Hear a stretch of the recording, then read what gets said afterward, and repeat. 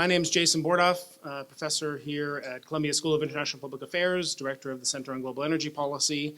And today we're going to discuss a new report we're releasing on the issue of U.S. oil export policy, but also a broader range of energy and geopolitical issues, given that we have, that we're honored today to have the former National Security Advisor, Tom Donilon, with us to talk about the topic of the study, but also what's happening in the global energy markets much more broadly.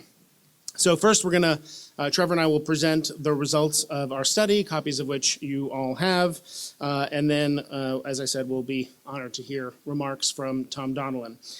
Before we summarize the study findings, I just want to say a couple of words of thanks to Keith Benish, Akos Loz, Shashank Mohan for excellent research assistance with me and Trevor in putting the study together. I want to thank Matt Robinson for his fantastic editorial work helping to get this published, and to the many people who took time to read versions of it, of the draft, and comment on it. And then to Ken Medlock and our partners at the Baker Institute at Rice, with whom we've been working on this project. And I especially want to thank Trevor Hauser, and his colleagues at the Rhodium Group. This is the second collaboration we've done after work on LNG exports a few months ago. And I've learned an enormous amount by working with Trevor, and his intellect and his analytic capability and his judgment has really made this a really fun process. So I really appreciate that. So we're going to try to quickly walk through a fair amount of content, but see if we can get through this in about 15 minutes and then turn things over to Tom Donilon. Let me start by kind of talking, we're just going to walk through the study and share with you what the key findings are. So we start by talking about the history of the oil export ban and where it comes from. Why it was put in place, and there's excruciating detail in the study. I won't go through all of it now, but the oil export ban emerges from a series of laws passed kind of after the Arab oil embargo. The origins lie even before that in price controls that were put in place around 1971, 1972, 1973. And then following the Arab oil embargo, as you can see here, the price of global crude spiked above the price of U.S. crude, and so price controls only work if you have export restrictions in place that don't allow U.S. producers to circumvent those price controls and sell their oil into the global market at a higher price. The key point, I guess, for the purpose of the debate that's happening today is whatever you think about the wisdom of price controls as they were put in place in the early 1970s, they were eliminated in 1981. But the legacy of the oil export restrictions that accompanied them remain to this day. We then walk through exactly, statute by statute, the series of laws that give us the suite of oil export policies that exist today, and there were many of them. The most important are the Emergency Petroleum Allocation Act in 1973. That was really one that codified the price controls and first subjected oil exports to short supply controls with licensing by what later became BIS at the Commerce Department. And you can see on the right how the number of things that are subject to the short supply control list has dwindled quite a bit over time. And then the Energy Policy and Conservation Act of 1975, which directed the president to ban the export of oil, but also importantly for the discussion at hand, gave the president the authority to create exceptions to that and allow oil exports in certain cases. And all the details of that are provided in the study as well. Over the decades, various administrative actions have been taken by agencies, by the president, to give us the set of rules we have today. And I won't go through all of them again, they're all in the report. But the point is that people talk about an export ban. There's sort of an export restriction, but there are actually various ways in which exports are currently allowed. The most important is exports to Canada for consumption and use in Canada. Exports to Canada are up to about almost 400,000 barrels a day. You can also do swaps, and there's been some discussion of that recently. We'll talk about that on the panel, I think, as it regards Mexico. And then there are a series of requirements in the commerce regs about when swaps are allowed. And I think probably the biggest question about how commerce would interpret the regulatory language to see how many swaps might be allowed is the last bullet here, that the applicant must show that you're doing a swap because the crude cannot be reasonably marketed in the U.S. for economic or technological reasons. And that raises a lot of questions about exactly what that means, which I think need to be addressed by commerce over time. We note, one thing important to note in the debate is that crude oil, there's a restriction on the export of crude oil. There is not a restriction on the export of refined petroleum. In fact, the U.S. is the largest exporter of refined petroleum in the world on a gross basis, second largest on a net basis. So that means it's quite important to figure out what's crude oil and what's refined petroleum and how much work needs to be done to crude oil to turn it into refined petroleum. That was the subject of much debate over the last 6 months after the Commerce Department in the summer gave some widely reported classification rulings to a few companies to export condensate that had been lightly processed. And then at the very end of 2014, on December 30th, the Commerce Department put out some FAQs to clarify and give guidance about exactly what was allowed. And there's several details to it, but in short, they kind of describe the way in which it needs to be transformed into something that is chemically, the output is chemically distinct. It's of a different API gravity, and it has a particular purpose other than just making the crude exportable. And the way the Commerce Department defines refined product is a hydrocarbon liquid that has been processed through a crude distillation tower. So the question is, what counts as distillation? And that's what these FAQs try to address. And then recently, as I said, there's been a lot of discussion about very light oil known as condensate because that was allowed for certain companies over the summer. A lot of question about whether other companies could do the same thing. And we'll see as commerce moves forward exactly how they interpret that. But I think it's been widely viewed that what commerce did at the end of December has sent a signal that lightly processed condensate is probably going to be okay for other companies to export now as well. So that's the rules that exist in place. Again, much more detail in the study. These rules have been around for a long time, so why are we talking about all of this stuff today? The reason is because over the last 5 or 6 years, we've had this tremendous oil boom in the U.S., production up about 4 million barrels a day, and all of that all of that tight oil from shale formations is very light oil. We also have the most complex refining capacity in the world. And so questions have arisen about whether there's a mismatch between the kind of oil we're producing in the U.S. and the capability of our domestic refiners, because for some refiners it can be more economically challenging to process light oil. And so the concern you've heard from some producers is that at some point the U.S. market reaches kind of a point of saturation for light oil where U.S. producers have to incentivize refiners to take more by discounting the price of their crude oil, and that lower price may over time have an impact on U.S. production. And that is a lot of uncertainty about that, a lot of uncertainty about the point of saturation, about U.S. domestic refining capacity, and also about what the U.S. production outlook exactly looks like because of the sharp decline in oil prices, among other things. So again, we have the most sophisticated refining capacity in the world here in the U.S. We kind of walk through that, and then we note the different ways in which that light oil has been absorbed to date. And there have been a few different outlets for it. One is by backing out light oil that we were importing. You can see here light oil imports are down sharply, mostly from West Africa. A sharp increase in the export of oil to Canada, and potential new flexibility in how commerce is interpreting rules may mean more outlets to export lightly processed condensate. And then you put all those things together, and you kind of, once those, depending on how much U.S. production continues to grow, you may have a point at which the domestic refining system struggles to find more ways to absorb light oil, and some of the economics of operating our refiners are challenged. Again, uncertainty about where that is. We talk about some of the studies that have been done, putting that point at somewhere around 10 or 11 million barrels a day. Some have it a little bit lower. And you saw at the end of 2013, the price of LLS discounted sharply off the price of Brent. There were several reasons for that, including what was happening in Libya and other things, but there was some sense that as refineries went into turnaround, the restriction on exports started to have some impact, and the question is, does that recur over time? And again, there's a bunch of determinants about whether and how that'll happen, and that's what I'm going to turn over to Trevor to talk about for a minute now.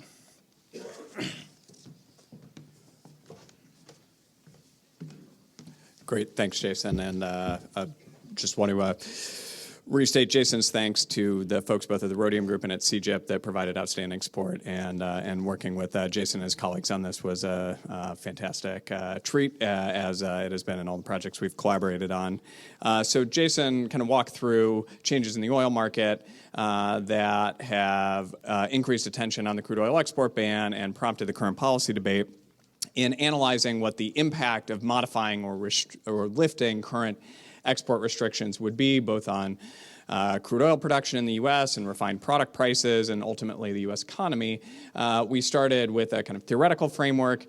We reviewed all of the existing studies that have been done to date, and then we put forward our own range of estimates based on what we think are reasonable assumptions. So to start with the theory, as Jason said, at a point where domestic refineries stop being able to process additional quantities of U.S. light tight oil economically, they will likely require a discount from domestic producers, either to cover less economically optimal refinery usage or to cover the cost of new refinery investment that's tailored to process that light sweet crude. Different types of refineries are configured to handle different types of crude oil.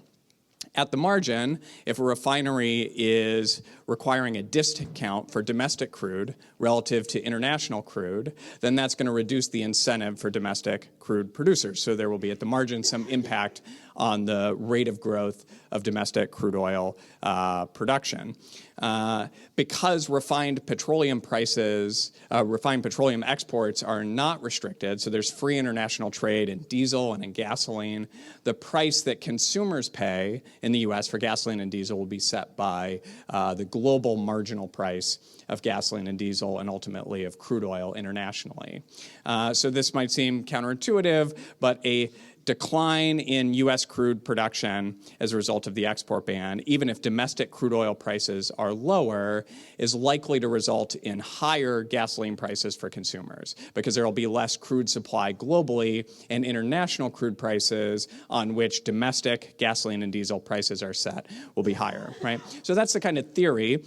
The crude oil export ban is not currently distorting market outcomes in a serious way. So we have no empirical evidence of what the crude export ban is doing to prices, but we have a decent proxy because over the past 3 years, a shortage of transportation capacity in the U.S. has led to a discount in certain domestic crudes relative to international prices. So the figure on the left shows the average cost to refineries in different parts of the country of crude oil.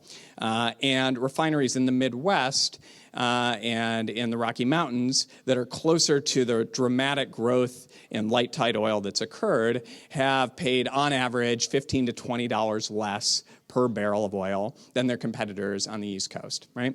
The chart on the right shows the wholesale gasoline prices coming from those refineries.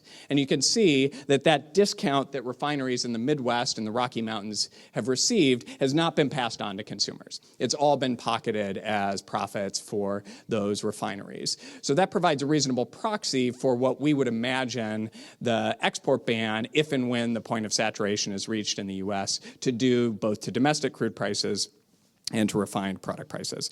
So we can state fairly clearly that the impact of the crude ban, of lifting the crude ban, would be to, at the margin, increase domestic crude production and reduce gasoline and diesel prices. Quantifying that magnitude is really, really hard. There's a bunch of studies that have been done to date, starting in March of last year when ICF put out a report, the energy consultancy IHS has put out a report, the Brookings Institute, in cooperation with another consultancy called NERA, put out a report over the summer. And then there's been a bunch of investment bank research.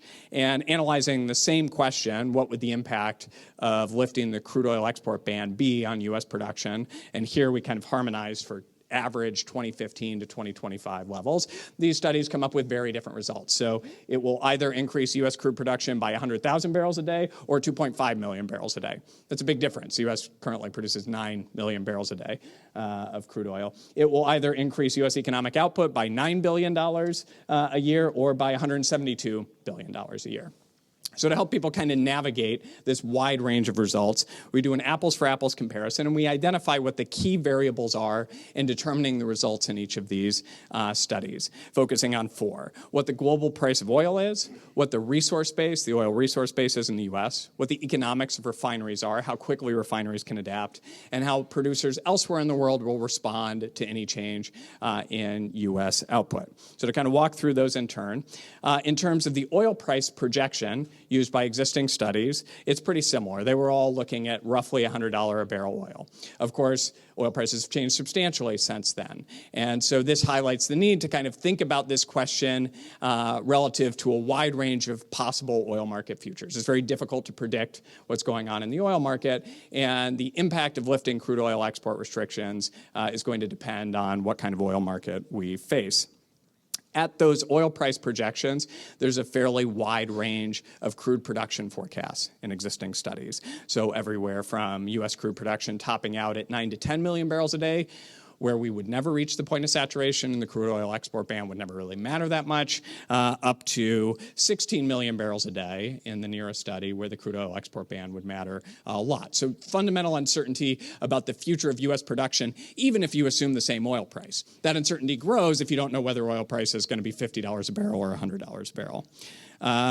Perhaps most importantly, estimates of how responsive domestic production will be to any change in price. So let's say the U.S. market becomes saturated with light crude and refiners start asking for a $10 a barrel discount from domestic producers. What does that do to production?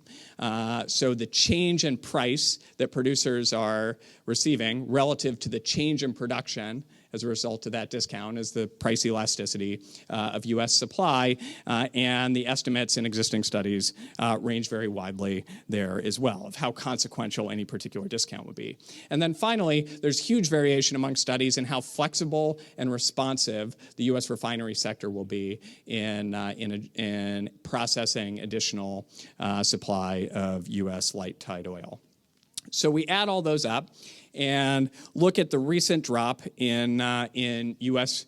In international crude prices, and we come out with a kind of range that lifting the crude oil export ban, if and when the U.S. reaches a point of saturation, and that's now more in doubt with the recent decline in crude prices. It's still too early to tell what a drop from $110 a barrel to $50 a barrel is going to do to U.S. production, but if and when we reach a point of saturation, at that point, lifting crude oil export restrictions could increase production anywhere between 1 million barrels a day and 1.2 million barrels a day, and would reduce U.S. gasoline and diesel prices by anywhere between 0 and 12 cents a gallon. So that range is, at the upper bound, is kind of a meaningful impact in the context both of the U.S. energy market and the international energy market. It's not a kind of transformational impact, but it's certainly material. But again, the kind of where exactly we fall in that range is still too early to tell. So let me turn it back to Jason now to talk through some of the energy security and geopolitical implications. So yeah, we'll take a couple more minutes and just walk through the remainder of the study. I think that was one of the key parts. But we do want to talk about how it's not only what the impact might be on production, on price discounts, but just how do energy trade restrictions play into a host of other diplomatic and geopolitical considerations. I suspect Tom Donilon may talk for a minute or two about that as well. So we know ways in which the oil market has changed. The potential for actual physical shortage has been mitigated by the emergence of deep and liquid global crude and product markets, and also tools like the SPR that was created with the IEA after the Arab oil embargo. Those are important considerations to keep in mind. We talk about various ways that the U.S. benefits from being integrated into global energy markets, that when there is some sort of severe weather event like a hurricane that takes out refineries in the Gulf Coast, we are better off because we can import gasoline and diesel when we need it, or when crude imports go offline because of a strike in Venezuela or something. There's a benefit to being integrated into those markets, and it doesn't. An export ban doesn't mean you can't import, but if other countries were to put in place similar restrictions, we might lose that ability, and there's just some consistency and sort of credibility to having that trade work in both directions. To the extent that easing this particular policy leads to an increase in U.S. production, then although the impact may be modest directionally, that increase in production will reduce net imports. And we talk about some of the macroeconomic benefits of reducing net imports, that if your import share is lower in response to a price shock, more of the increased spending on oil circulates within the U.S. economy rather than flowing overseas. And so the White House Council of Economic Advisors, for example, recently did some work showing how the overall macro impact on GDP of an oil price shock is lower if your import share is lower, and directionally, more production helps support that. And you also may allow the U.S. supply, which may be more responsive supply because shale can come online and offline so quickly, allow U.S. supply to respond more quickly to global disruption somewhere else if that price signal, if that global price shock is passed through to producers here in the U.S. We note that, there is a possibility of still severe physical shortage if some sort of catastrophe were to happen, or some conflict in the Middle East or elsewhere, and obviously export restrictions could always be put in place in that severe kind of scenario, and restrictions may be high-cost insurance for something that's a pretty low probability event. And then we walk through a few of the other geopolitical and diplomatic considerations. The fact that the U.S. has, in WTO proceedings for a very long time and elsewhere, supported free and open markets, pushed back against trade restrictions elsewhere. The extent to which U.S. credibility in trade negotiations is enhanced by adhering to that principle across the board in other respects, including energy exports. The impact that, again, directionally higher production may have in reducing OPEC market share, although, again, that's probably a pretty small impact relative to other changes happening in the market, and it could have potentially destabilizing impacts as well.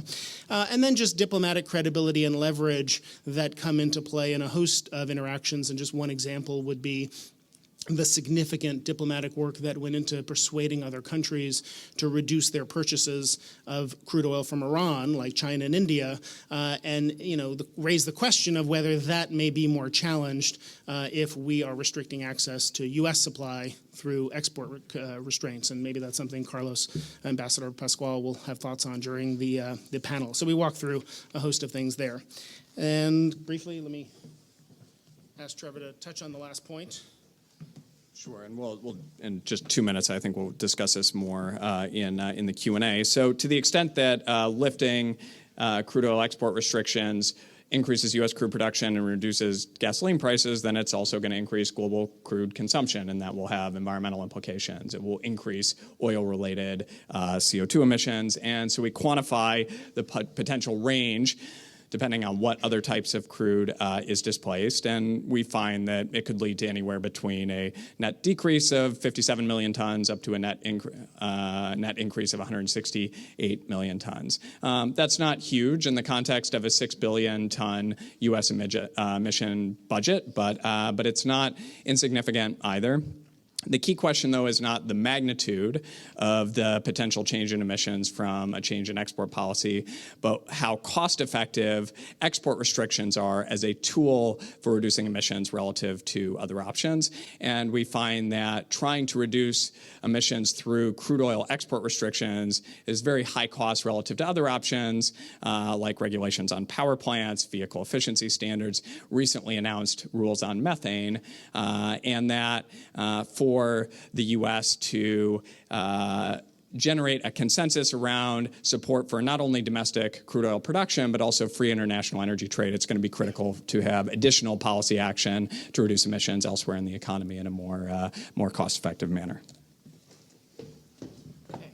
And then the study closes with a few policy options. If a policymaker felt as a result of looking at this that some easing of this policy were warranted. How would you go about doing that? And we note a few things that exist within current law. So the president has the authority within current law to make a national interest determination and find it's in the national interest to allow oil exports to a category of countries or from a certain place or a certain quality of crude. That's one option. One option we discuss is for the Commerce Department to sort of interpret existing regulations flexibly, and that's kind of consistent with, I would say, some of the actions we saw recently, the way I described how they interpreted the existing rules about what's a refined product. There's a lot of discretion they have about things like that, things like swaps, and we identify what some of those are. The more permissive they are in that interpretation, that may provide some additional outlets. Commerce has the authority to change those existing administrative rules through a notice and comment rulemaking process. You could imagine them, condensate is considered crude oil in some places and not in others. You could imagine them clarifying that it's not considered crude oil, and that would make it easier to export condensate as just one example. And then obviously the final one is that Congress could actually change the law, which in a well-functioning, system, you might think there's a law in the books, and if that law may or may not make sense, if you thought it didn't, Congress would change it. The probability of that is probably low, but certainly that is one option that exists as well. So that is an overview of the report that you all have in your hands, and we'll talk a little bit more about it in the panel. And happy to answer more questions about it. But before we get to that, we're really honored today to have Tom Donilon with us.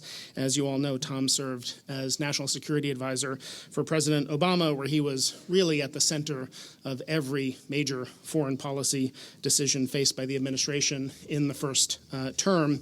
He has spent 4 decades moving between public and private life, has had a distinguished career as one of our nation's most committed foreign policy public servants, starting back in the Carter administration. I was privileged to have the chance to call him my boss during my time at the National Security Council, and I can say with firsthand knowledge that despite the myriad foreign policy crises that he was juggling at any given moment, he really understands the importance of energy to our nation's security and diplomacy, as well as anyone has deeply engaged with these issues for many years. He's been with the Center on Global Energy Policy from the start. He spoke when we first launched this effort 2 years ago. He serves on the advisory board of the Center on Global Energy Policy, and I think at that launch event really gave what I think remains to this day one of the best discussions from the administration's perspective of how the administration understands the geopolitical significance of a U.S. energy boom and the importance of addressing our climate change priorities. So I'm really grateful that he has returned to us today, that he's remained as engaged and committed and supportive of the work we're doing here at the Center on Global Energy Policy as he has. He also honored the School of International Public Affairs by giving its commencement address over the summer. And so I'm really delighted he's back. Please join me in welcoming to Columbia again, Tom Donilon.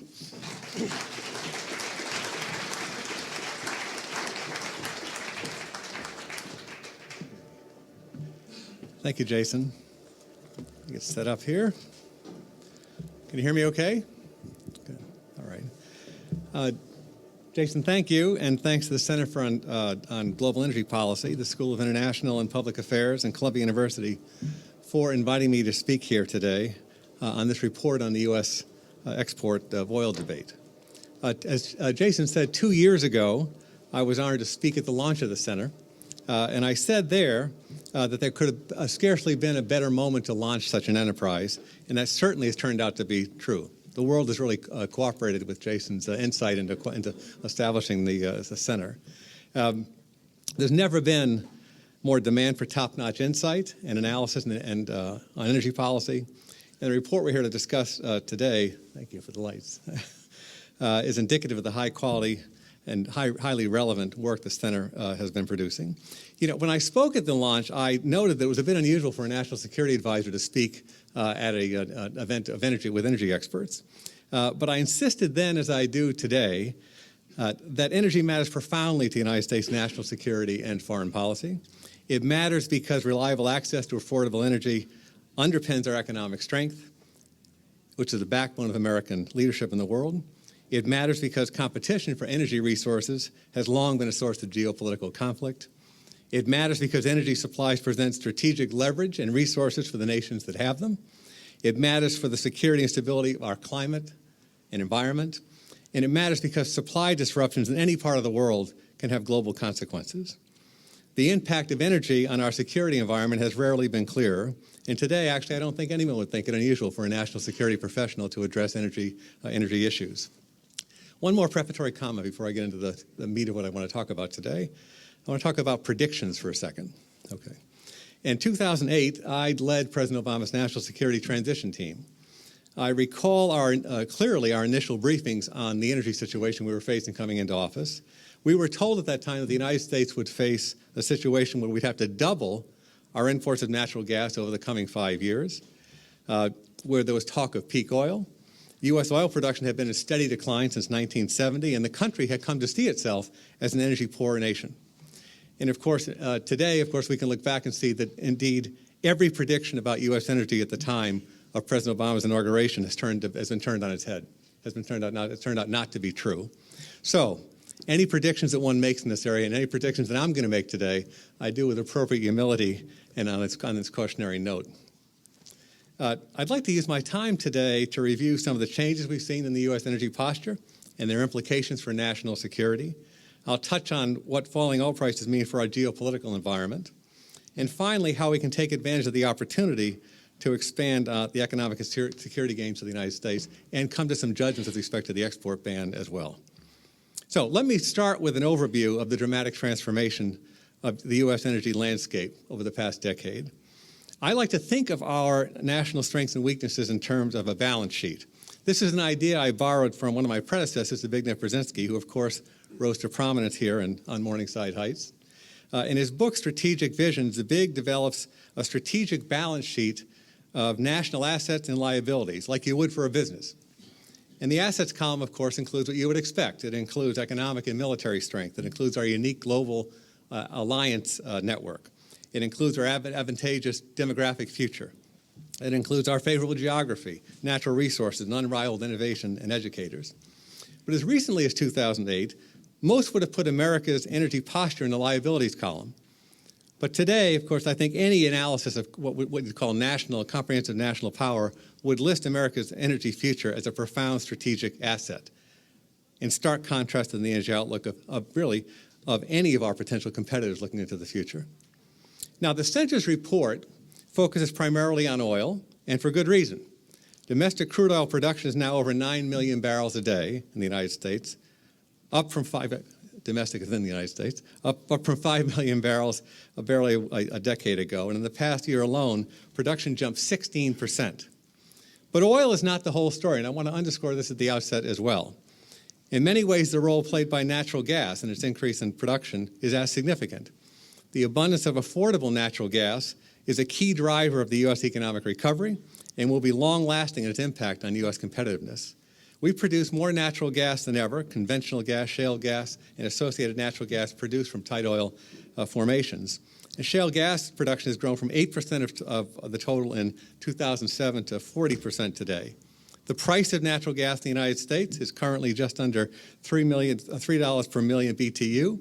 It's 1/3 of the EU price and 1/4 of Asia's price.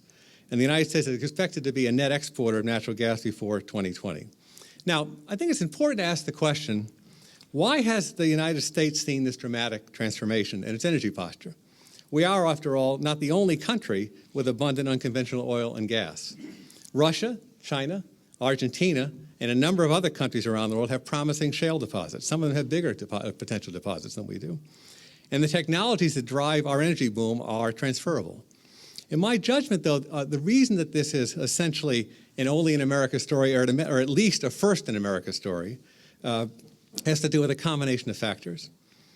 We have an extensive and complex resource base, but more importantly, we have achieved the right balance of support for innovation, entrepreneurship, an open and predictable investment environment, access to capital, including by small enterprises, robust environmental safeguards, an enabling infrastructure, a healthy private sector, and a distinct system, very important, of property and mineral rights ownership.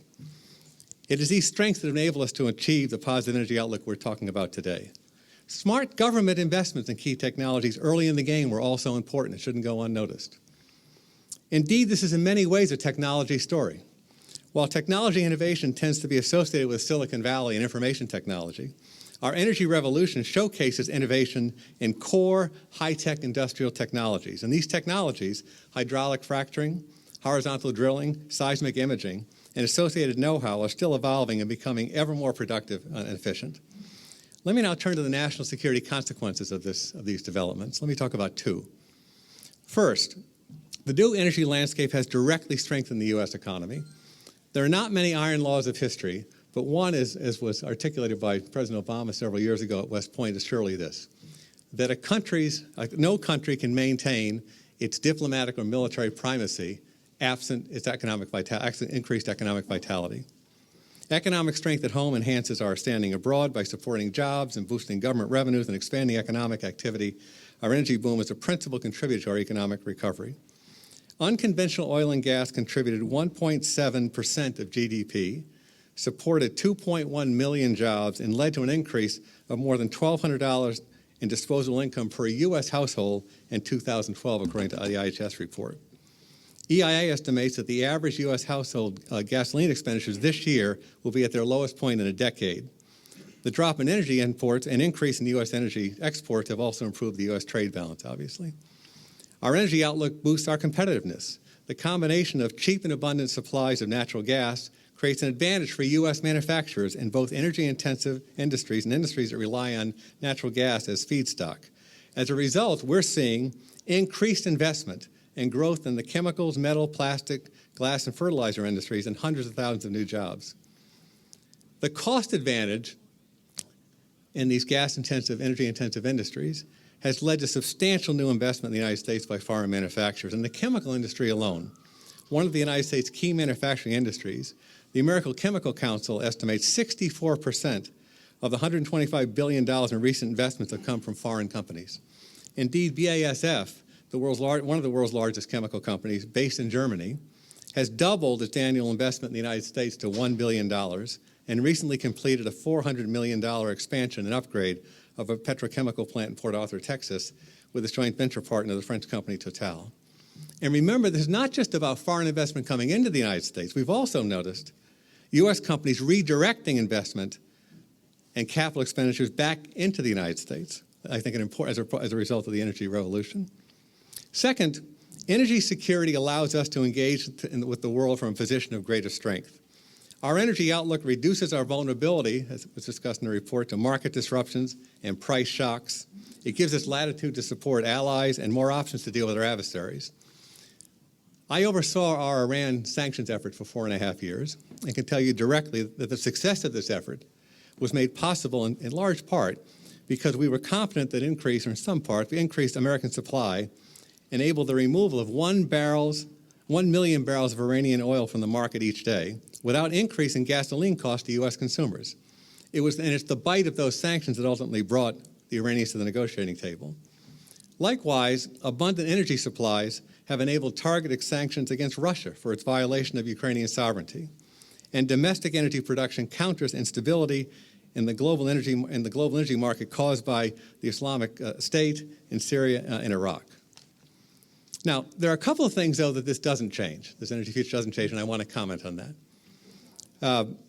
It does not mean that the United States can or will withdraw from its commitments abroad, including and especially in the Middle East. We continue to have vital interest in the region, including the stability and security of our trade routes, nuclear nonproliferation, counterterrorism, support for democratic transitions, and our steadfast alliance with Israel. And we have a long-lasting interest in ensuring the stability of energy markets and the free flow of commerce around the world. So this does not mean the United States is in any way, in my judgment, would be withdrawing from its engagement in the Middle East. The brighter U.S. energy picture also does not mean that we can or should retreat from our focus on another vital national security challenge, climate change. The 2014 Quadrennial Defense Review could not be clearer on the challenge that climate change poses for the United States and the world at large. And I quote, "The effects of climate change are threat multipliers that will aggravate stressors such as poverty, environmental degradation, political instability, and social tensions, conditions that can enable terrorist activities and other forms of violence." So we need to continue to pursue essential reductions in greenhouse gas emissions while implementing rational energy policies, both short and long term, For example, with half the carbon emission intensity of coal, natural gas is a bridge fuel that will help lead us towards a more renewable future. While the boom in natural gas production is an important step towards the transition to clean energy, we also need to expand our efforts to improve efficiency, including in transportation, fuel, and conservation. And we need to be world leaders in developing regulatory regimes to ensure that fossil fuels production is as safe and environmentally friendly as possible. That's why President Obama has recently announced new regulations on methane emissions are so important. We also need to intensify cooperation with international partners to cut greenhouse gases worldwide. This past November was a really critical meeting in Beijing. In November, President Obama and President Xi Jinping of China signed a historic deal to dramatically reduce net greenhouse emissions. The United States, under that announced agreement, will cut its emissions by 26 to 28% below 2005 levels by 2025, while China aims to have peak CEO emissions around 2030.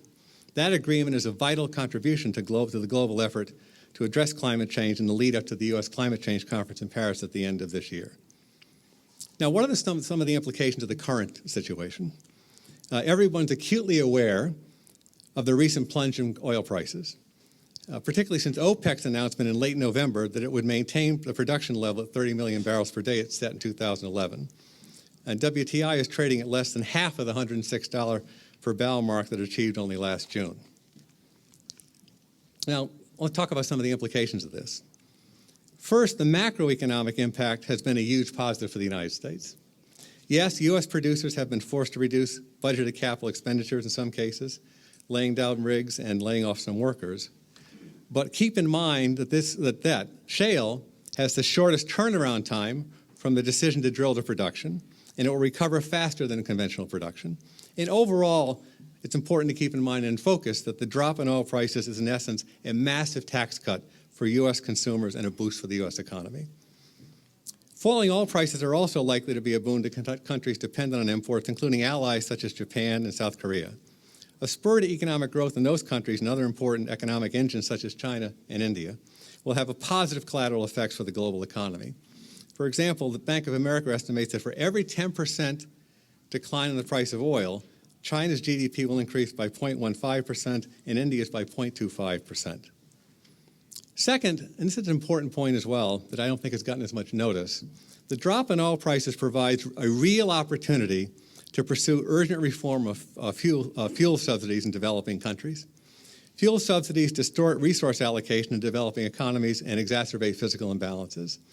The World Bank and G20 have long advocated reducing subsidies to achieve long-term economic stability. Lower oil prices now provide the opportunity to reform bad subsidy policy.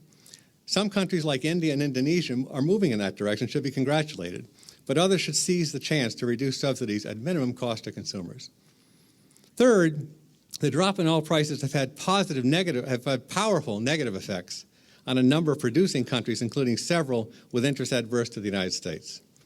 In Iran, where oil exports fund nearly half of government spending, and the break-even production cost is $131 per barrel, the drop in oil prices has reinforced the impact of international sanctions and increased pressure to complete a nuclear deal. In the case of Russia, Russia's illegal invasion of Ukraine and its forcible annexation of Crimea and continued efforts to destabilize Ukraine through its support of separatist groups and upending the post-World War II principles against changing borders by force and are completely outside the bounds of international norms. This has resulted in targeted sanctions by the United States and other Western countries, which to date have been quite effective and will continue until Russia changes course. With its producing needs a break-even price at close to $100, Russia has seen its economy dramatically deteriorated through this combination of sanctions and oil price collapse. The government of Russia, of course, relies on energy for about 50% of its revenues. And in a country already known for its difficult business climate, the predictable response to the developing crisis has been capital flight. In 2014 alone, the net capital outflow from Russia was $151 billion. So a number of impacts, and we can talk about this in the Q&A, with respect to geopolitical events in the world. Now let me go to the crude oil export ban. So with this dramatic change in energy supply position, and in light of the national security issues that I've touched on, I think it's timely to ask, what should the United States do in the current environment to improve our geopolitical position and to ensure continued economic benefits from the new energy reality. There are a lot of possibilities and potential steps to take, but today I want to focus on the subject of the Center's report, the oil export debate. With respect to the report's analysis and findings, I conclude that lifting the ban is in full is the correct policy decision for at least 5 reasons, and let me go through them. First, the rationale for the ban is no longer relevant. As the report lays out in detail, none of the 1970s circumstances that led to the ban are relevant today. Restrictions on oil exports were put in place in the context of domestic price controls to ensure that those price controls would operate effectively by removing the incentive of U.S. producers to sell crude abroad at a higher price. Of course, we haven't had price controls in the United States on crude oil since Ronald Reagan's first executive order in January of 1981. So simply put, the reasons for placing statutory and regulatory restraints on market behavior just no longer exist. Second, lifting the ban is consistent with the United States' longstanding advocacy for free trade and open markets. Whatever the circumstances in the 1970s might have justified an exception to this consistent approach the United States has taken to international trade since World War II, those conditions don't pertain today. And indeed, as shown by the U.S. challenge to China, for example, and its restrictions on the export of rare earth minerals at the WTO, the U.S. has consistently opposed efforts by countries to manipulate their exports for mercantilist reasons. Maintaining the ban will increasingly undercut our credibility in the global arena, diminishing our negotiating positions with trading partners. And in a world where 95% of potential customers for U.S. products and services live in other countries, trading relationships matter, and as long as the ban remains in place, the United States puts itself at an unnecessary and remediable disadvantage. Third, lifting the ban will enhance America's energy security. By allowing exports, we permit production decisions in the United States to be made fully on the basis of market forces rather than to be influenced by artificially imposed regulatory constraints. This, in turn, will increase the diversity of supply, increase competition, reduce volatility, and lower prices in the global market. All of these effects promote, not diminish, U.S. energy independence. Crude oil exports will have a net positive effect on the U.S. economy, increasing GDP and decreasing gasoline prices and enhancing incomes. As Jason and Trevor's careful analysis of recent studies by IHS, ICF, NERA, MAPI, and Goldman Sachs demonstrate, while there are a range of estimates that Trevor went through as to the magnitude of the economic benefits of exporting crude, no one disagrees with respect to the direction. And indeed, I'm not aware of any other contrary analysis at this point. Fourth, crude oil exports will provide diplomatic leverage as a tool to assist our allies and friends. The successive Iran sanctions effort would not have been possible, as we discussed, without the reduction in imports by purchase of Iranian oil. After the United States implemented new sanctions in 2012, 20 countries received waivers or exceptions by reducing their imports of Iranian oil. Today, under the Joint Plan of Action, which is the basis on which we're negotiating the nuclear understandings with, or nuclear issues with Iran, only 6 have waivers. The 6, however, are all either close allies or important trading partners of both: Japan, South Korea, Taiwan, Turkey, India, China. And as we continue to enforce sanctions, particularly if no nuclear deal is reached and sanctions are ramped up, our refusal to export oil puts us in an increasingly untenable position when we demand that other countries reduce their imports. Exports also provide a source of protection for our friends and allies who live under the threat of supply disruption by placing structural limits on the ability of producers or cartels to use oil as a weapon. Our friends in Europe and Asia and elsewhere will gladly look to the United States as a secure supplier of oil, and customers there will be willing to pay a security premium for that alternative. Enabling exports provides the dual benefits of a diplomatic tool to strengthen these relationships while at the same time opening up new markets for exports. Fifth, this is important, I think, as well, the current low price environment does not resolve the issue. And we've seen some comments that essentially this issue, and it's a fact, obviously, that the impact in the low price environment would be much less than in a higher price environment.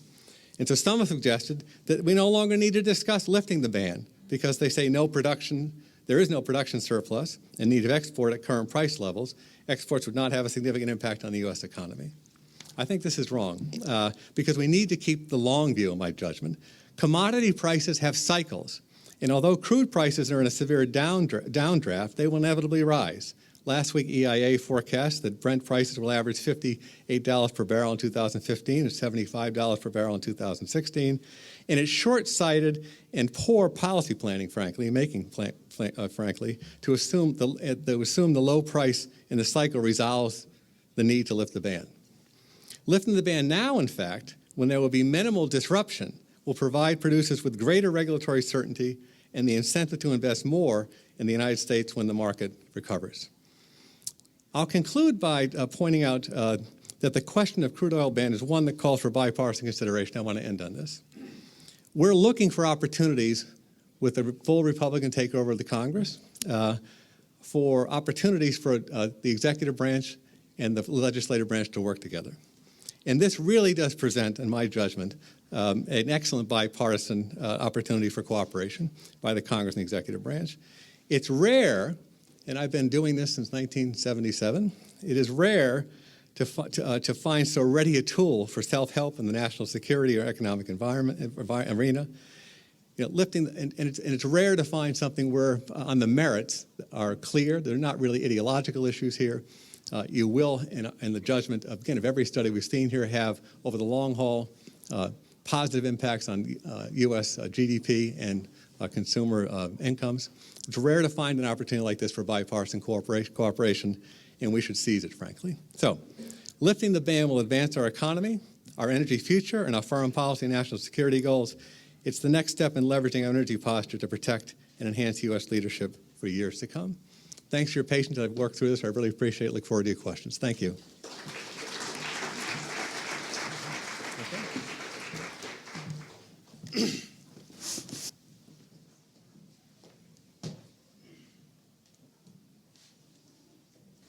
Thanks so much for those very comprehensive remarks, Tom, and again for being with us today. As we go through our conversation and then as we turn to our panel, if people have questions, you have index cards on your chairs. Write the questions on cards, and people will come around and collect them and give them to the moderator. That'll be me right now, and then Jonathan Leff from Reuters for our panel conversation. So much ground we could cover given what's happening in the world today, but I just wanted to start by sort of asking, there's been a lot of commentary about what the price drop in oil means, lower gasoline prices for consumers, for the U.S. economy. When you look out, if you were sitting, back at the National Security Council, what would worry you about the price drop as we think about potential areas of instability, the loss of revenue for governments that are very highly dependent on high oil price? What should we be concerned about in terms of geopolitical and the geopolitical outlook? Yeah, well, thank you, Jason. As I said, I think I'll start by saying that I think, on balance, for the United States, it's an extraordinarily positive set of developments, and a positive set of developments for our friends and trading partners around the world. And it will, I think, enhance. You saw some of the numbers, particularly in a place like India, where you really could have substantial contributions to GDP as a result of oil prices dropping. There are negative effects, as I outlined, and there are negative effects with respect to those countries that are producing countries, particularly those countries that are producing countries who did not protect themselves in terms of having accumulated reserves to protect themselves in the through inevitable cycles. So, with respect to Iran, I think this is an important point for Iran to contemplate in terms of pressure on them from oil prices at the same time we're trying to negotiate a nuclear deal. I think it does put tremendous pressure on Russia, particularly when combined with the sanctions regime and its own business environment problems. There are places, though, like Nigeria, for example, where this has resulted in a dramatic decrease in government revenues, which is decreasing their ability to take on some of the challenges they have, including the Boko Haram challenge, which is a worry, frankly, moving forward. We've seen really horrific activity by the Boko Haram group in Nigeria over the last couple of weeks, and there are inhibitors with respect to resources on the part of the Nigerian government to deal with it. There are similar issues in Libya. I don't think, frankly, that the situation in Libya is directly related, though, to oil prices. I think it's related to a security environment that has deteriorated. So you worry about some countries that have, a dramatic decreases in resources have big challenges. Iraq had, I think, its best month ever in December. Again, you guys would know better than I, but it was a very big month in terms of production. One of the reasons the United States is undertaking the efforts undertaken in Iraq is because the state was threatened by ISIS as it moved over the course of the year in kind of a blitzkrieg fashion and threatened the stability of the Iraqi government. To date, the ISIS threat has not affected oil production in Iraq, and indeed oil production in Iraq has gone up, both in terms of its traditional production in the south, but also through additional arrangements that have been made with the Kurds in the north, and we may see more production there. That's something to watch, though, over time, and because we really are counting on Iraq to be an important contributor to supply over the longer haul, medium and longer term. And I think that's something to watch. And you worry about potential threats to the Iraqi production. Again, so far so good. So let's just dive deeper on a couple of the places you mentioned. Russia. So can you talk a little bit more about what impact the sanctions combined with the oil price are having? What you think the prospects are for further sanctions, and just what's the road forward here? What do you see? How should we be handling Russia, and what do you see as the end game for a scenario where Putin saves face enough to be able to take some action that people feel justify a rolling back of the sanctions eventually? Well, at this point, I don't see any action being taken by the Russians in Ukraine, which is the source of the sanctions, that would in any way form a basis for rolling back any sanctions. The Russians continue not to meet the obligations that they undertook in the Minsk Accords entered into last September. They continue to directly support the separatist groups in eastern Ukraine, and they continue to undertake any number of efforts to try to destabilize Ukraine.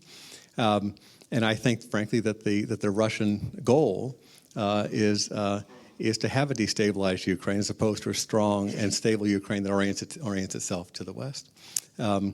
This is essentially, and I've spent quite a bit of time with President Putin over the years.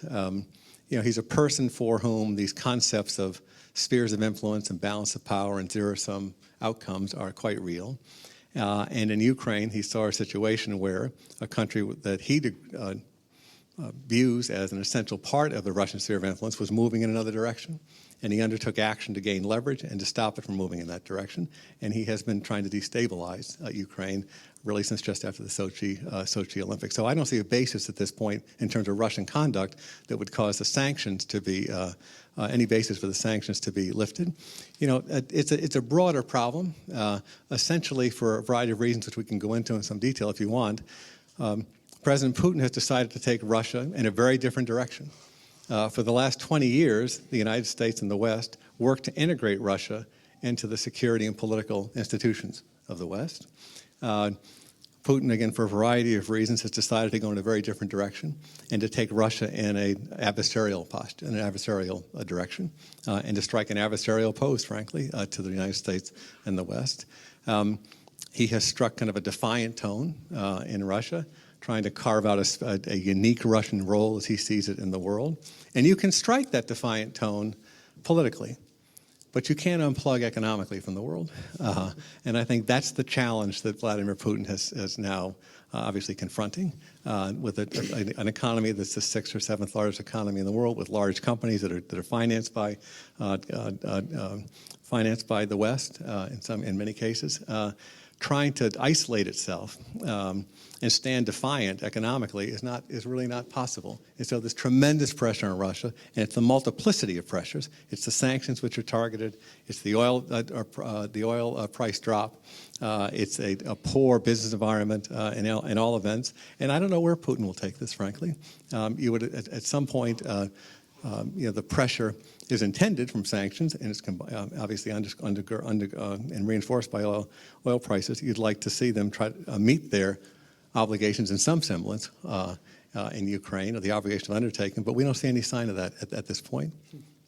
How should we understand the ISIS threat, and what actions do you think the U.S. and its allies need to be taking, plus countries in the region? What are they doing and what do they need to be doing? Yeah, I think ISIS is a result of a broader trend in the Middle East, right? Which has been a trend of a breakdown of state authority.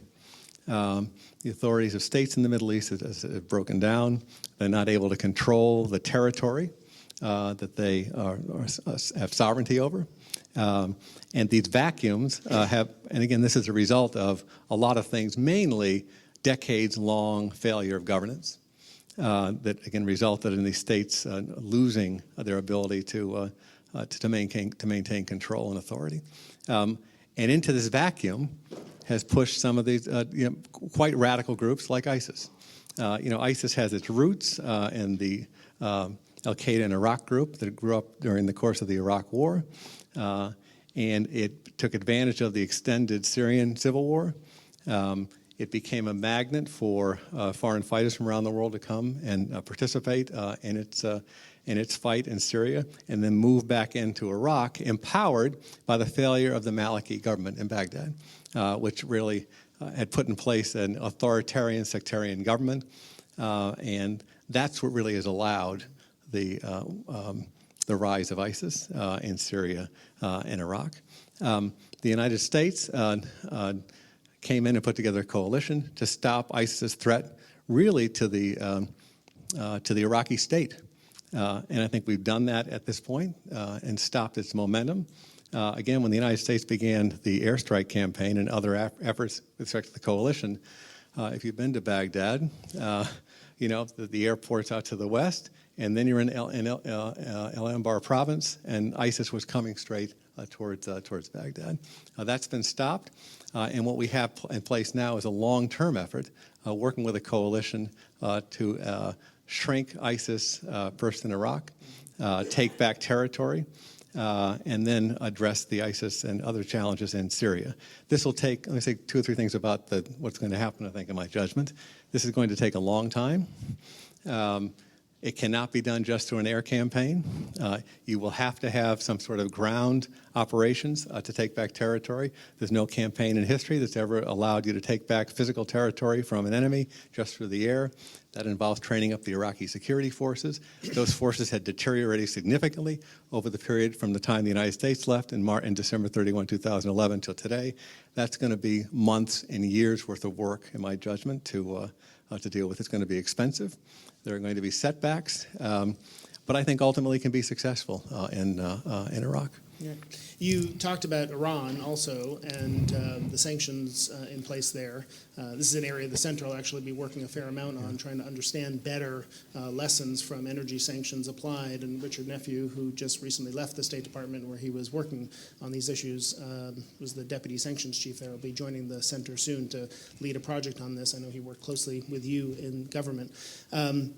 What do you think the prospects are for the P5+1 negotiations? Are we going to see increased action being taken in Congress, and what would the impacts of that be? Okay, I'll talk about that. I want to go back to Iraq just for 1 minute because I didn't talk about the threat. The threat is currently, obviously, principally regionally, but there is, as we've now seen in Europe, a significant threat from 2 other aspects of the ISIS challenge. One is the foreign fighter threat. There are 14 or 15,000 foreign fighters fighting in Syria and Iraq with ISIS. When I say foreign fighters, I mean people fighting there who aren't from Syria or Iraq. Many of them come obviously from Muslim countries in the region, but thousands of them come from Western Europe and maybe up to 100 for the United States, and they come from places like Australia and other places around the world. And a large number of them come from Russia, by the way. At some point, this group of individuals will go home, and they will form and present a threat. And the threat is they've been inspired by ISIS. They've participated in war and jihad, and there are large numbers of them. And that's the real intelligence challenge, is the large number of these individuals who try to come home and can undertake, again, probably not the kind of mass casualty 9/11 kind of terrorist threat, but nonetheless, small group and individual kinds of actions like we saw in Europe. That's a real threat that, again, I think going to be a long-term threat that requires tremendous intelligence cooperation among countries. The other threat is the continued, to the extent that they continue momentum, they inspire others around the world, and that's why it's important, I think, to shrink them, show them being defeated, and ultimately defeat them. With respect to Iran, as I said, the Iran story is obviously it's a very important story. When the Obama administration came into office in 2009, we sat with our partners and allies around the world, and they said, you need to engage directly with the Iranians. We undertook at the beginning of 2009 a bona fide effort to engage in a negotiation with the Iranians on the nuclear program, and went directly to the highest levels of Iran. The Iranians, for a number of reasons, were unable or unwilling to engage in a negotiation with the United States over the nuclear program. We said to our allies and partners around the world, including the Russians and the Chinese, if they don't engage with us, the deal is we'll make a bona fide effort. If it doesn't work, you have to work with us on a pressure campaign. And that's what happened. And indeed, we'll put together an exceedingly effective pressure campaign with respect to Iran through a combination of things, including sanctions, which we talked about. Rouhani runs for president of Iran, and essentially on the proposition that he's going to improve Iranians' economic lot. The only way to do that is to lift sanctions. The only way to lift the sanctions is to have a nuclear deal. And that's essentially how we got to where we are, point one. Point two, the basis on which we're having a negotiation right now is an interim agreement. The interim agreement is a quite sound basis on which to have these negotiations. Why do I say that? Because it essentially freezes the uranium program for the first time in a decade. It rolls back certain parts of the uranium program, including the more highly enriched uranium. It provides for intrusive inspection and information, and it does so at a very modest cost in terms of sanctions relief. So it's been a good platform on which to negotiate. Third point, there should be a deal that could be reached here. If, in fact, the Iranians are not going to pursue a nuclear weapon, they should be able to undertake the things that we ask in order to provide assurances to the world that they're not pursuing a nuclear weapon. To date, they haven't done that in these negotiations. And that's really where we are today. The gaps are still pretty significant. I think there are solutions to each of the gaps between the international community. It includes the Russians and the Chinese, as well as the Europeans, the United States, and the Iranians.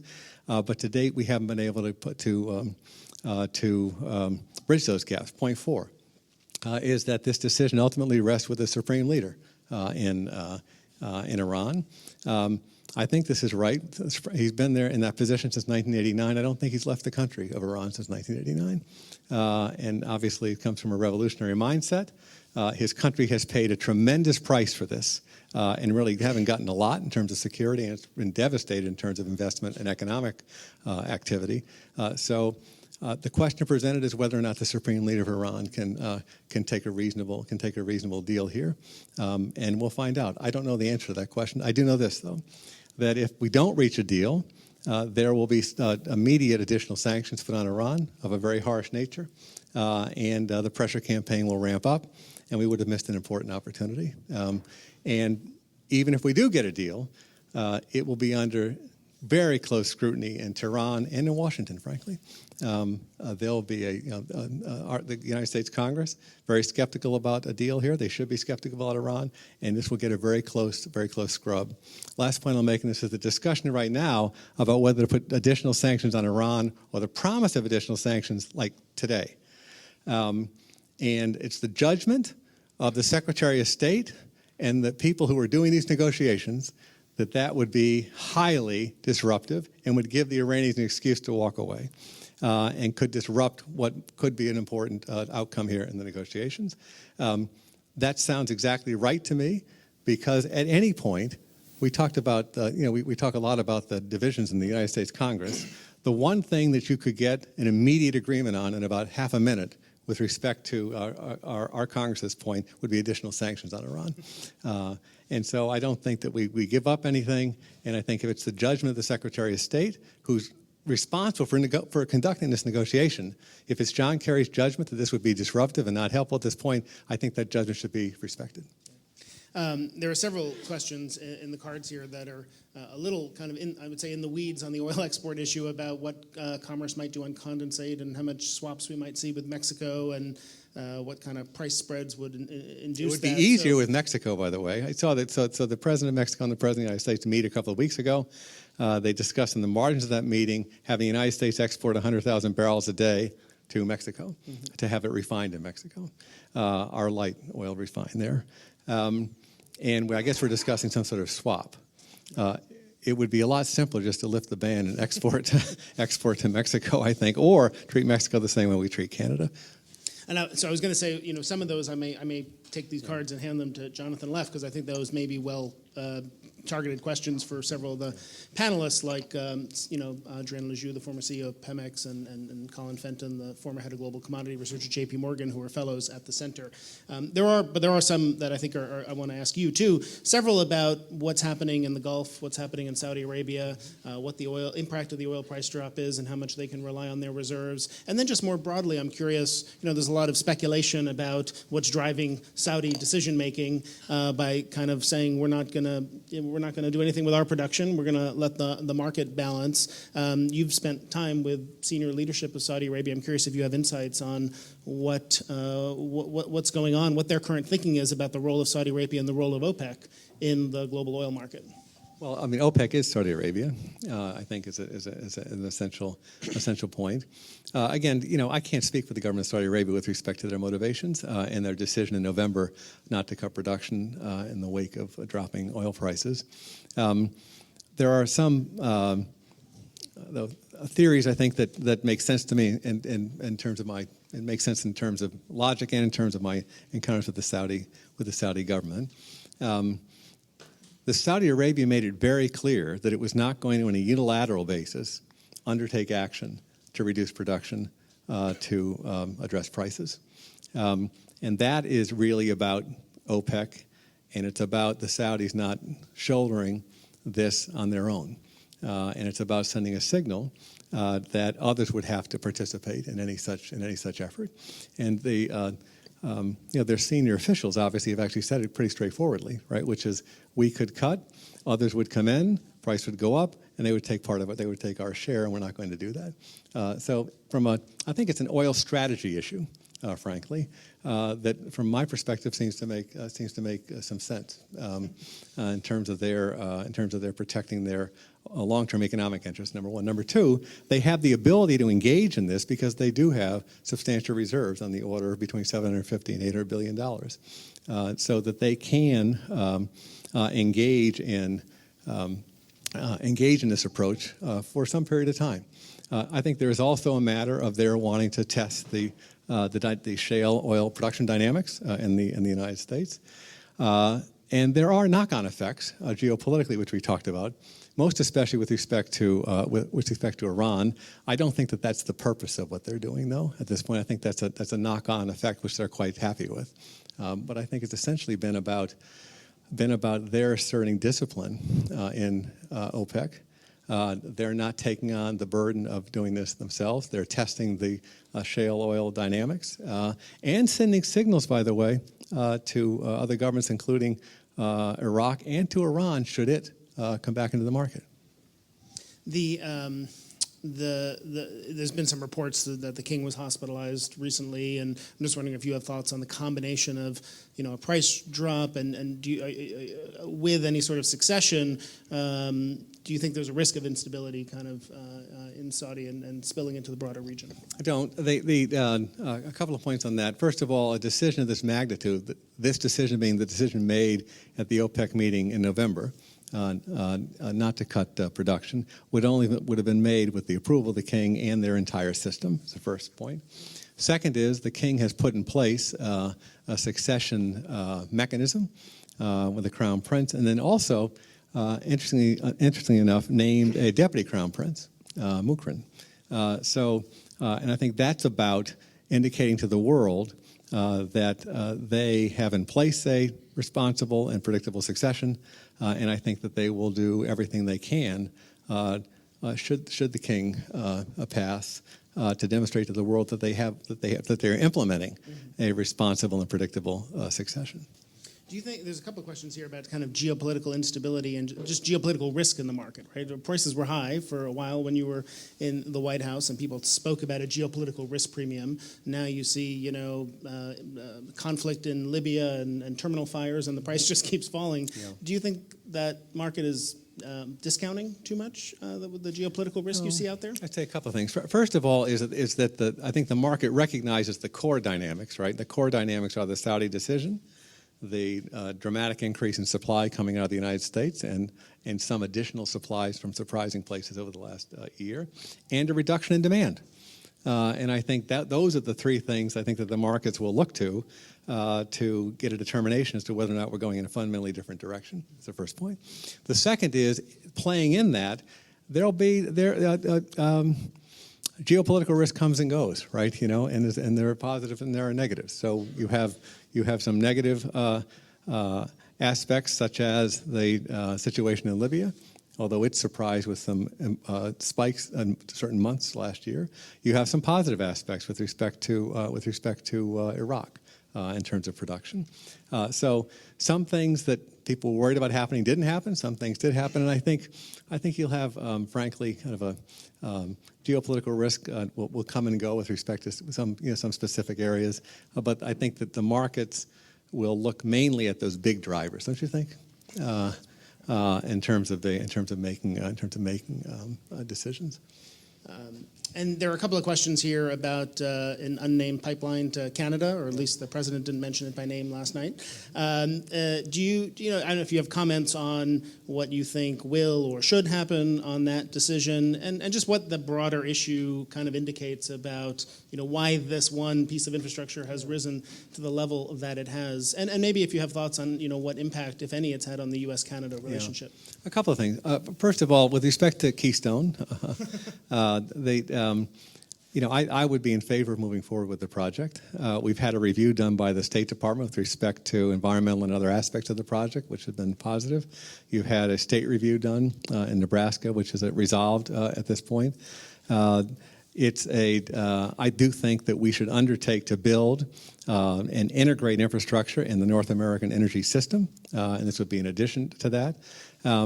I do think that there are exaggerations on all sides, by the way, with respect to the project. It's one pipeline, and I think 850,000 barrels a day. Again, been reviewed extensively with respect to risks, and I think the question now is why wouldn't you add this pipeline to the system?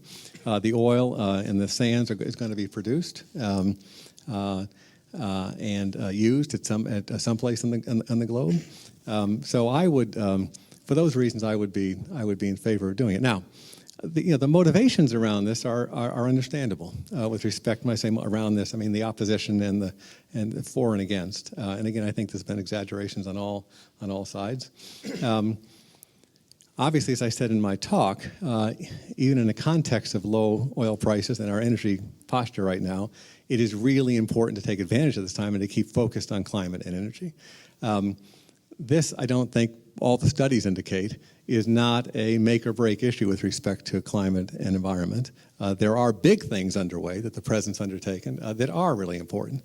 The mileage rules on cars and trucks, the coal-fired power plant rules. These are the big things, right? With respect, and indeed, all the things that undergirded the president's announcement in Beijing in November that we would be reducing our emissions over 2005 levels up to 2025 by 28%. All the things that allow you to build up to that, those are the big things. And so I think there's been a lot of symbolism and exaggeration, frankly, around this. I think on the merits, I think that we should go ahead, and I think it is important, finally, for our relationship with our friend and ally in Canada. So for those reasons, I would go ahead. Great. And let me close just by asking one or two questions about oil exports. We didn't really talk about it. I mean, you gave a clear and strong presentation on exactly what your view on it is and why. You have foreign policy expertise and credentials unrivaled, and also political credentials. So I'm just wondering if you could sort of given the strong argument you made, why is it so difficult, do you think, for policy to change in this area? Do you see it changing in this area, and what might force that to happen? I'll say a couple things about that. One is that it takes time in our system for the facts to be established. And I think that's what's underway here. And these are they're significant decisions. Although I think, my review, your review, and having looked at half a dozen studies on this, I think all the studies on it, I think the merits would strongly favor lifting the ban. But there are questions that have to be asked, questions like the impact on gas prices in the United States. I think that the economic studies, as I said, that have been done indicate that, in fact, gas prices in the United States would drop and contribution to incomes and GDP in the United States would increase. But an initial intuitive assessment, you'd say, well, how can that be? And you have to work that through, and you have to do the kinds of work that you all have done and others have done to make the case on the facts, right? So I think the merits have to be worked through. Number one. Number two, there is the point Jason and I raised at the end of my talk about why would you do this now? What's the pressure to do this now? There's no surplus to be exported anywhere. Nobody's looking for exports from the United States right now. And I think the answer to that is the one that I alluded to and gave, which is that policy can't be made just on kind of a 10-second snapshot when you're at the bottom of a cycle. And in fact, this may be the time to make that decision because it could be done with minimum disruption and would provide our exporters, when the market does recover, with the kinds of tools that they need to compete, number one. And number two, to get us the GDP and income contribution that every study has shown. So I think a couple of things. So you've got the facts have to be explored, and you have to work your way through the question of why should we do this? Why should we do this now when there's no demand? And I think now's the time to do it because you have to think about this in terms of the full cycle and in terms of long-term policy. Indeed, the policy was put in place in a specific context of, and it's hard to remember this right now. We had pervasive price controls in the United States in the early 1970s, including, obviously, as we said, crude oil price controls. And we had the export ban put in place as an adjunct to that. The price controls went away in 1981, and the ban didn't. Right? So you should think through. I think kind of the full cycle of things and not make these kinds of decisions based on kind of a snapshot. So I think for those two reasons, that the facts have to be worked through. I think when they are, there's a very strong case. And I do think you have to kind of ask yourself, why would we do this now? And you have to work through that. But the last point I'll make is this, is that I do think it's a golden opportunity for bipartisan work. I think in general, energy, we've got Keystone, which I said I think it has exaggerations on all sides. But there should be a number of things that we can do together on a bipartisan basis and then kind of in between the branches with respect to energy. And this, in my judgment, sits there as one just for the taking. Great. Yeah, and there are actually a couple of questions on exactly that about the relationship. One question is, can you explain the logic between changing the export ban policy and how that affects gasoline prices? And those are exactly the sort of questions about the facts that we're going to work through on the next panel. That's a good one for Trevor to answer, perhaps. And we have several others on Mexico and other things that our other panelists will address. But really honored that you took the time to be with us here today in New York, share your thoughts on what's happening in energy and geopolitics, including this issue of oil exports, but much more broadly than that. Please join me again in thanking Tom Donilon.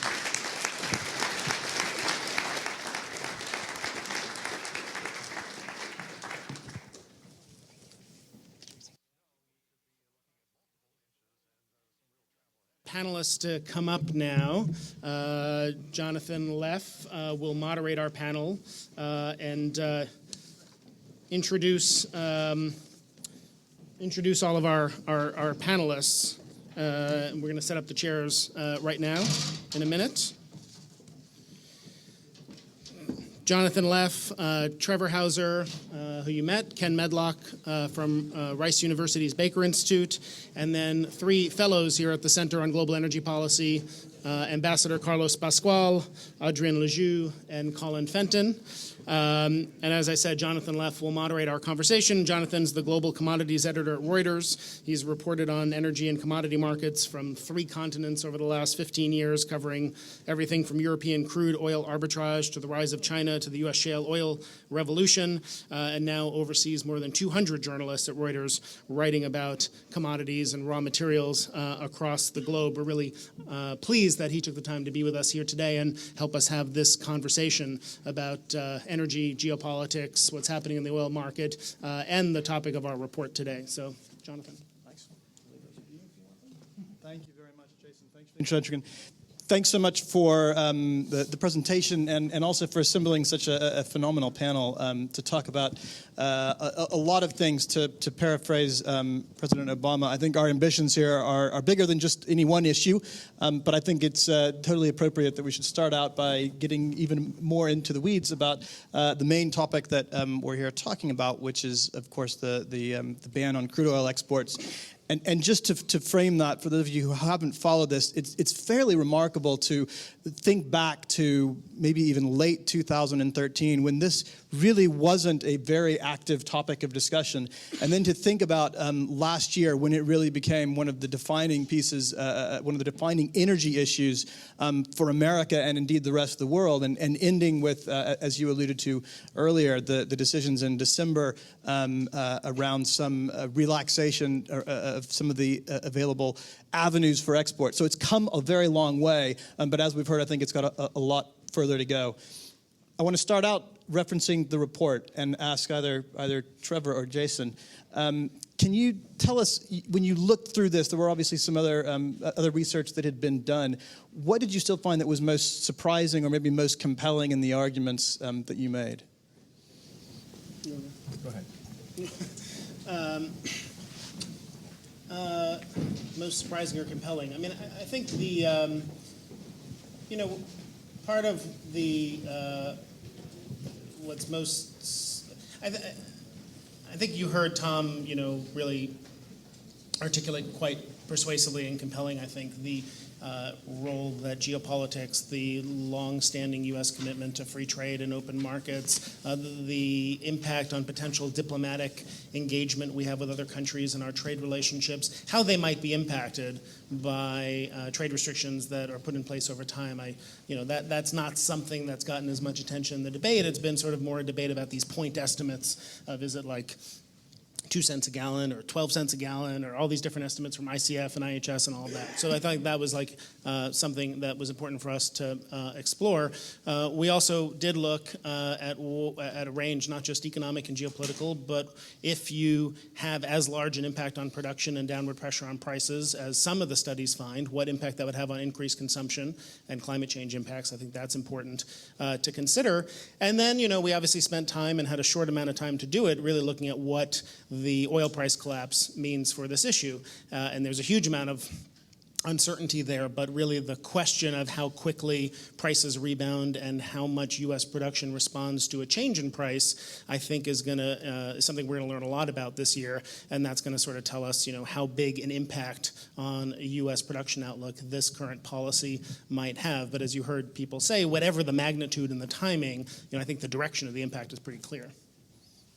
Great. Let me pick up on what you just mentioned there, because obviously the oil market dynamics have changed fairly dramatically since when you began the study and where we are right now.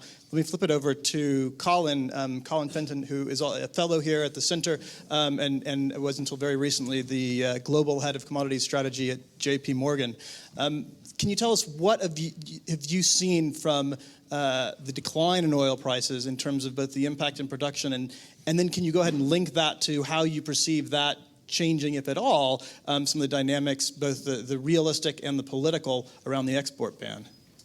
Yeah, I guess I'd start by saying I'm a professional writer, so I try to predict the future, which of course is impossible. And about 2 years ago, I wrote on crude oil exports, and I had my own sales force kind of roll their eyes on the thought that Washington would never, ever change this policy and that this conversation would never happen in such a short time frame. But of course, the job of markets is to try to guess the future. And I would say that the main message I'd want to convey is that around March or April, maybe even a little bit later, May, markets for the first time not only took seriously the idea that crude oil export policy would change, but that it already had. From a markets standpoint, it's already done. Now, I know that sounds a little weird, and markets can be wrong, and I think Trevor touched on a bunch of these points, but let me give you one statistic. When we met here last year, talking about the condensate issue, U.S. crude exports were somewhere in the vicinity of 40 to 70,000 barrels per day.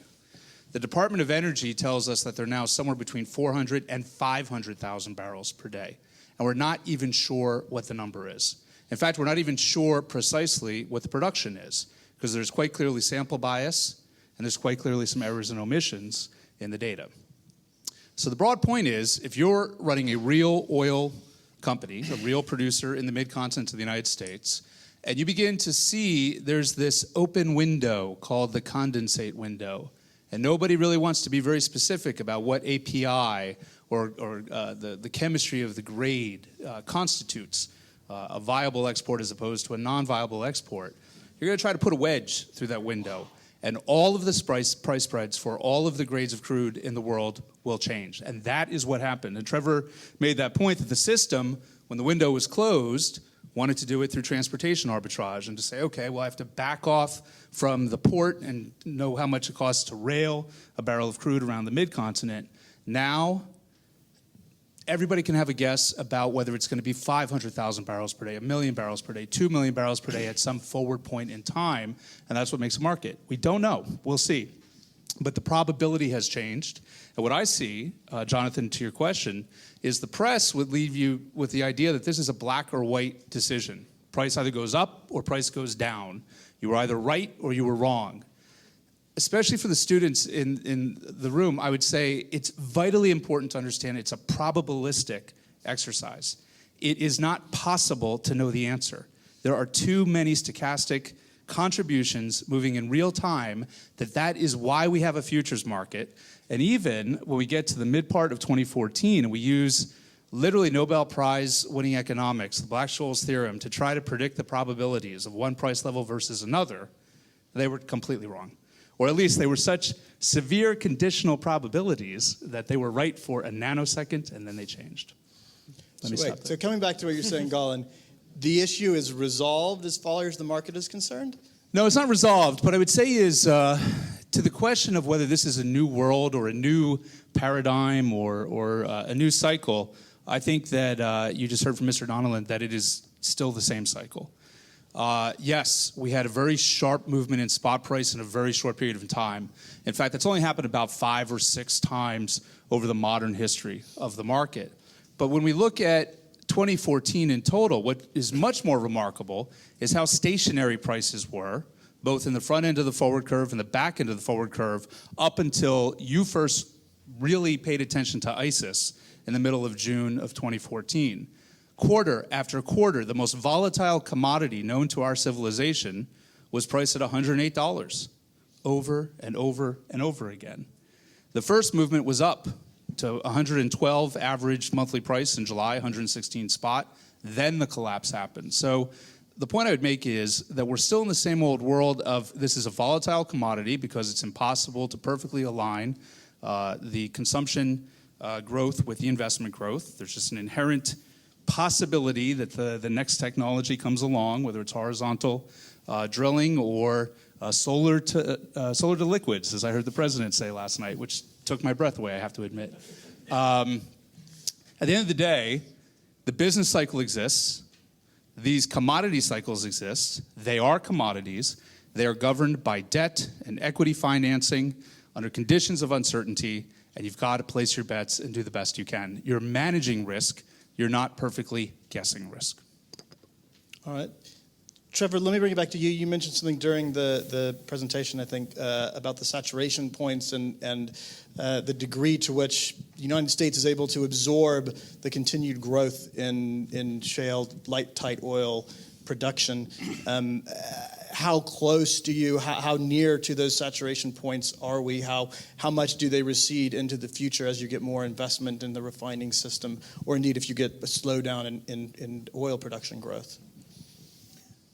So not being an engineer, I'm not the best qualified, but having dug through and tried to understand a bunch of engineering studies over the past year, I can recap what they say. And most of the estimates are that at somewhere between 10 and 11 million barrels a day of U.S. crude production, we're at, as Jason said, 9.1 now. Refineries will start incurring a meaningful cost to absorb additional quantities of light oil. Because they weren't configured for that, or new refinery capacity will have to be added, and that, of course, has a cost.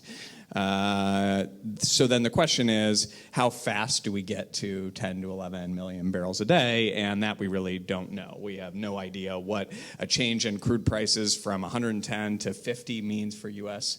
production.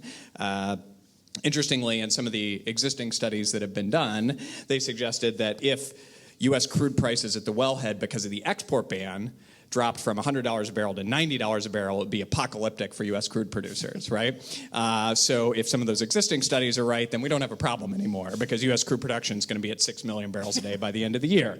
Now, recent evidence suggests that U.S. crude producers, at least in the short term, are more resilient to the decline in prices than past studies suggest. So either because they have leased acreage that they need to drill up, they have rig commitments, they're optimizing drilling activity to high productivity plays, improving efficiency. A range of factors are kind of mitigating the impact of a decline in prices on U.S. production, but no doubt it pushes it out, right? So if we were looking at a meaningful point of saturation before maybe in 2016, early 2017, I think it's safe to say that that point has been pushed out by at least a year or two. Now, we don't know what's going to happen to crude prices after that. We don't know what's going to happen to U.S. production. So the issue certainly is not off the table, but there's a little bit more breathing room now than there was before. So we just heard from Mr. Donilon an argument that although the pressures may be easing somewhat due to what is happening in the industry with the decline in prices, in fact, that should make it all the more compelling to move forward with some bolder action on this. What is your perception of the mood or the pressures in Washington, given what you just described, that pressure point, that saturation point is moving some way into the distance? I mean, I guess I could respond from like a cravenly political standpoint Mr. Donilon is a veteran observer of the U.S. political scene, so I'm a little reluctant to kind of posit my opinion.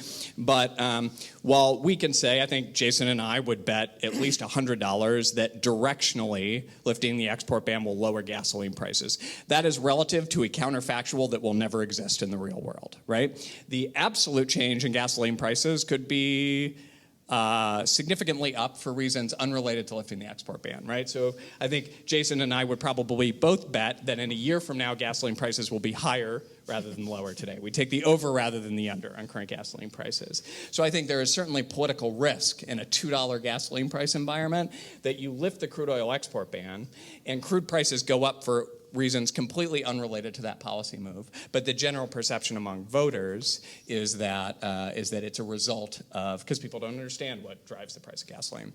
I think that highlights the other point that Mr. Donilon made, which is that the best way to do this, if we're going to do this, is through bipartisan congressional legislation. It should not be incumbent upon the administration to bear all of that political risk themselves. If this is an interest near and dear to the hearts of the oil patch in the United States, then the members from the oil patch should be willing to vote for it in the United States Senate and the Congress, right, and explore a bipartisan solution so that political liability, should voters blame the government for an increase in costs, is shared evenly by both parties and not concentrated on one.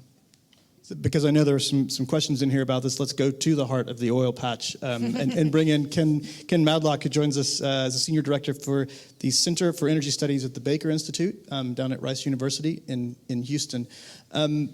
I know that you've looked at the dynamics between gasoline prices and crude oil production. There's still some questions out there, I think, in the audience. Can you walk us through a little bit more detail why that dynamic exists and the fact that on the face of it, exporting would actually lower prices, which doesn't seem to resonate easily, perhaps, with the majority of the American voters?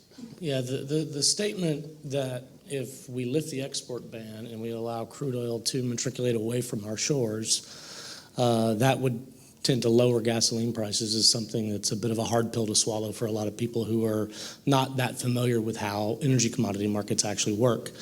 But the point of fact is gasoline prices, and I think Trevor mentioned this when he was up giving his opening remarks, are really determined by the marginal barrel of crude in the international market. So the reason that is, even domestically, is because there are no restrictions on trade for petroleum products.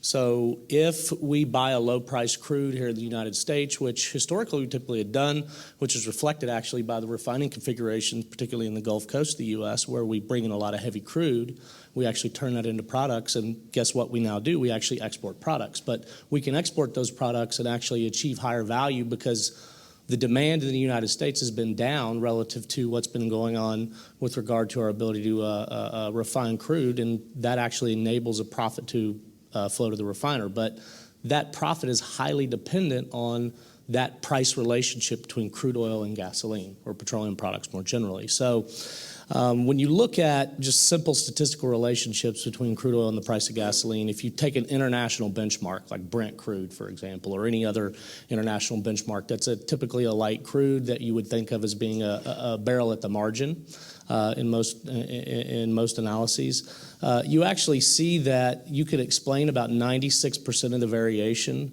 in gasoline prices with variation in crude. So one of the things you have to sort of take a step back and look at is say, well, what's driving the price of gasoline? It's crude. But when you look at the relationship that's unfolded in the United States explicitly over the last several years, you've seen a disconnect emerge. Another way to say this statistically is the co-integrating relationship between WTI and domestic gasoline prices is broken down. Now, it hasn't broken down when you look at international crude. So what that tells you is WTI is now an infra-marginal crude. It's not the crude at the margin. And the only reason that can exist is because we have a ban that exists, or we have a constraint that exists, I should say, that prevents WTI from being fully arbitraged relative to other light crudes that are of similar quality. That, as was mentioned in the opening remarks, is largely the result of transportation constraints or bottlenecks at Cushing. Going forward, if you were to continue to see increased domestic production of crude oil in the United States, the concern really, it's a very real concern, and it's not unique to crude oil markets. This happens in other markets as well, but the idea that domestic prices for crude oil could disconnect in a more substantial way than even we've seen so far is a very real idea, and that's because you end up with a binding capacity constraint. But don't be fooled. It will not impact the price of gasoline. The price of gasoline will be determined in the international market because there are no barriers to trade with regard to petroleum products. So in effect, what happens in the crude patch is the arbitrage moves downstream. That's basically what's happening. So by removing constraints, what you actually end up doing is allowing more crude to flow, largely because you give price support domestically. But what that does is it adds crude to the global market. And it actually adds a light crude to the global market, which actually will put negative pressure on the barrel at the margin. And so that's exactly why we can say qualitatively lifting the ban long term, should it actually become binding in the United States, would influence gasoline prices down rather than up.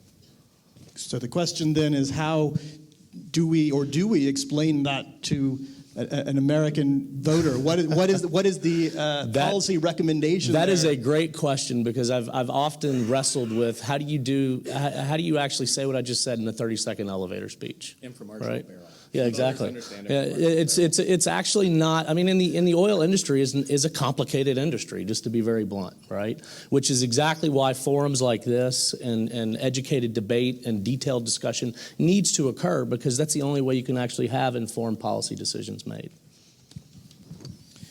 So I want to take this from the domestic now out into the international sphere, because you highlighted that, Jason, and that is certainly an important component of it. We've got Ambassador Carlos Pascual here, who arguably knows more than anyone else about the interaction between domestic energy policy and global foreign affairs. So thanks very much for joining us. Tell us, and you heard Mr. Donilon give that as certainly a very compelling reason for lifting the ban. Just how significant, how important an issue is this on the international sphere for our allies as much as those who aren't? Well, there are a lot of people who know a lot more about the interrelationship between domestic energy policy and international politics, but I'm glad to be surrounded by many of them and to learn from them and from many of those in the audience, including some of my students from last semester who are filling in those positions very quickly. In some ways, I think Jason, in presentation he made on international issues, then Tom Donilon afterwards really kind of covered the key points. And so maybe what might be most useful is to actually turn that into some specific examples. I think you have to start looking at this issue from the perspective that to another country, what it looks like is that the United States is saying, we have domestic concerns. And so we're going to structure our laws and policies around energy that first address those domestic concerns, and then we'll think about what's good for the international community. And usually when we're talking to energy about other countries, what we're trying to tell them is, you got to think about this as a global commodity and what's actually mandated by the global marketplace. And you got to respond to that global marketplace and stop imposing your domestic concerns on top of that, because in the end, that's only going to result in bad policy and it's going to be bad for you, right? So that's the fundamental conversation that we have with other countries about energy policy. And if you go into that as a starting point by saying, but I'm excluded from this because I've got my own basic problems, you've just lost your credibility, right, from the very beginning. And so if you want to regain that credibility, what you got to do is actually go into those discussions saying, I'm treating this as a global commodity. The price is going to be set globally. That's the best thing to set production incentives. It's the best thing to guide consumers. So let's work from there. All right. So that's the fundamental point. Now, take an issue like Iran. One way or another, we know that in the coming months, there are going to be lots of discussions around Iran, whether there is an agreement on their nuclear program or not. As you engage in conversations with those countries, let's just look at it from the perspective if there is an extension of sanctions. If you go to countries and you basically say, we're going to extend sanctions, it's okay, it's not going to have a negative impact on the market, you'll be able to sustain this, but by the way, I'm making sure that I'm okay because I'm maintaining my own domestic supply of crude oil, that I'm not exporting into the international market, you just lost credibility. Another example, China. What is the world's largest consumer of energy and oil and importer of oil?